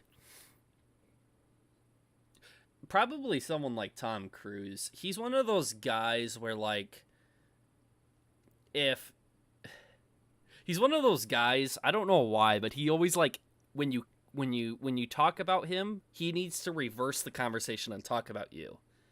And I want to fight him on that. Like not like be mean about it, but I'm going to like constantly keep making it about him and talk about all of his accomplishments. And every time he brings me up, I'm going to go, no. I'm talking about you. I'm interviewing you. And I think that would be interesting. Tom Cruise would be an amazing person in an interview, but I'm a big movie fan, so like any actor really would be awesome. TJV interviewing a Freddy's building. Yeah, I just go up to the building and ask. Yeah, that would look stupid. Freddy's is the one thing TJV won't stay neutral on. Oh, fuck no. Freddy's is fucking disgusting. I had one steak burger there one time. See, the thing is Hannah likes it. My girlfriend likes it. And no shame on her or anything. It's just she goes there for specific food she likes. Okay, I'm sure she doesn't like everything on the menu. But, like, the things I would like is I like a big, meaty burger. And every big, meaty burger they have at Freddy's is just fucking gross. Like, I hate it. The steak is all fucking crumbly and it makes a mess everywhere, and it doesn't taste good either at all. I don't think their fry sauce is that good either. So Freddy's enters the chat. Someone makes a fake Freddy's frozen custards and everything, like the tagline. They make the fake YouTube account and they come in here and start beef. That'd be fun. TJV, over time I honestly get tired of where we live. What's annoying though is my town My town is Subway. We have 3 Subways in our tiny ass town. There's one in our Walmart and another across. Yeah. I don't mind Subway, but I like the other sub shops around me. There used to be a shop called Firehouse Subs. Me and my girlfriend just went out of town recently to go see one, but yeah, rest in peace, because we did have a Firehouse Subs in our town, but then it moved, and then Sub City's another one that's nearby. I like those better than Subway, but I'll have Subway. I forgot to ask you this, but has Ohm still have you blocked? Ohm hasn't had me blocked in Ohm had me blocked for a little bit. He hasn't had me blocked in a long time. A long time. The only Tom Cruise movie I have seen is War of the Worlds. Top Gun Maverick's good. It's a recent one. I like his most recent Mission Impossible one, too. I thought it was good. TJV likes big and meaty. You heard it here, folks. Oh, God. What's your opinion on Burger King, TJV? I like it. See, my little brother, I don't ever understand the terminology, and this is one of the last things I gotta say. I gotta go. So, but my little brother, Austin, love my brother, but the terminology he uses, I've never understood. He always used to say weird, like, terminology, new sayings that people say that I wouldn't understand. But one thing he always sat here and said about, like, fast food joints is that I'd say, like, because I would take him to go buy him food a lot when we were younger. And so when I took him, you know, we were driving around, I'm like, what do you want to eat? And he goes, I want a grandpa burger. And I'm like, what's a grandpa burger? I don't get what that means. And what he means is he just wants a burger that pretty much fills him up. It's going to be taken out of context. Holy shit. But he just wants, you know, to eat a sandwich that, you know, doesn't make him hungry after eating it. He wants a big sandwich. And that's what he means by grandpa burger. So he wants a grandpa burger. And he thinks Burger King has good grandpa burgers. Are they delicious? Maybe. Are they good quality? Yeah. Are they cheaply made? Sure. But they're grandpa burgers, and you ain't gonna need much after that. So I like Burger King for that simple fact, and whenever someone asks me, hey, do you like McDonald's? I'll be like, yep, they got grandpa burgers, and that's what I'll say. So it's similar to like a Big Mac. A Big Mac would be a grandpa burger because there's just so much food there that you usually get filled up after eating one. You don't need more after that. I have a feeling Ohm wants to hear what people have to say and then try to prove them wrong, then just throw a tantrum. Okay. Whopper, Whopper, Whopper, Junior, Double, Triple, Whopper. That ad plays all the time. Me and my girlfriend are so sick of Burger King ads. We watch YouTube a lot when we're laying down in bed, and oh my god, those are fucking annoying. Do you hate those Burger King ads still? Yeah. Good marketing. It gets people to think about Burger King, but holy fucking shit, like that. Is that song copyrighted? Is that ad copyrighted? I'm tempted to play it next time I do a stream. I'll just surprise play it and get it stuck in people's head. I don't know if that's a copyrighted thing or not. What's your opinion on this whole thing, dude? I shared it throughout the stream. This is the end of the stream thoughts where we're going off topic. I'm closing it off. It's almost at the 4-hour mark. I'm getting done with this. I was planning on doing a 2-hour stream, and it turned out to be 4 hours. My overall thing is evaluate the thing. If you believe it, okay. Remain neutral though until we hear both sides. We hear more evidence. This is just Scott's side. This is one side of the story. When it comes to the Omen Delirious shit, stay neutral until we find out more information. And when it comes to Mini Lad, get the fuck off the platform. That's my opinion. That's what I think of everything. Favorite fish place? What's your favorite fish place? We don't really have a favorite fish place. We did Red Lobster one time. It was okay. I've been to Tokyo Bay. Have you been to Sakura before? Yeah, did you like that? Okay, she likes that.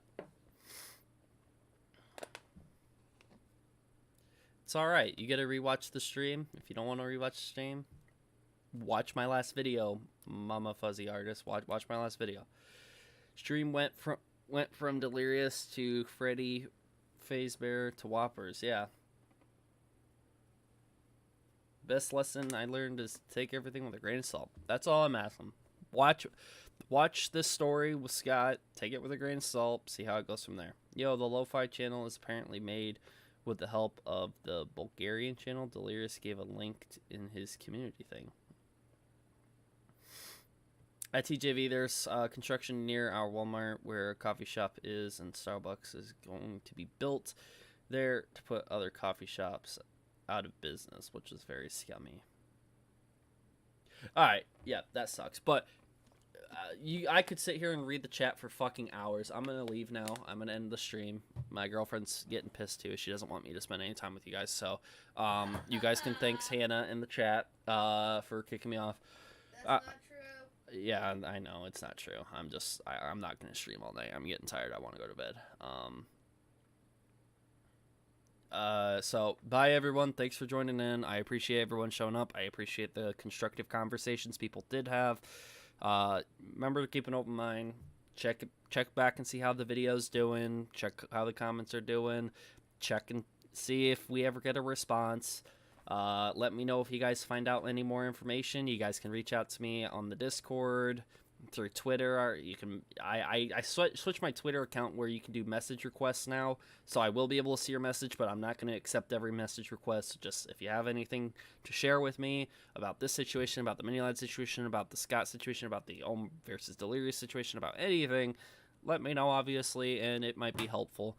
Remember to stay neutral. Don't send death threats. Don't be harassing people. Don't be trying to defame and shit on people for no reason. Stay neutral in this. Overall, don't give a shit. Live your own life. This is bottom of the pit YouTube content. You're only here because you have nothing else to do with your life, and you guys are a bunch of lowlifes with nothing else to do. That's the only reason why there's so many people here. But you're interested, so that's something for you, I guess. So harassment is cringe. I agree. We're going to end on that. Thank you guys for watching. 1 second. Boom. Disco party before we end it. All right. Bye, guys.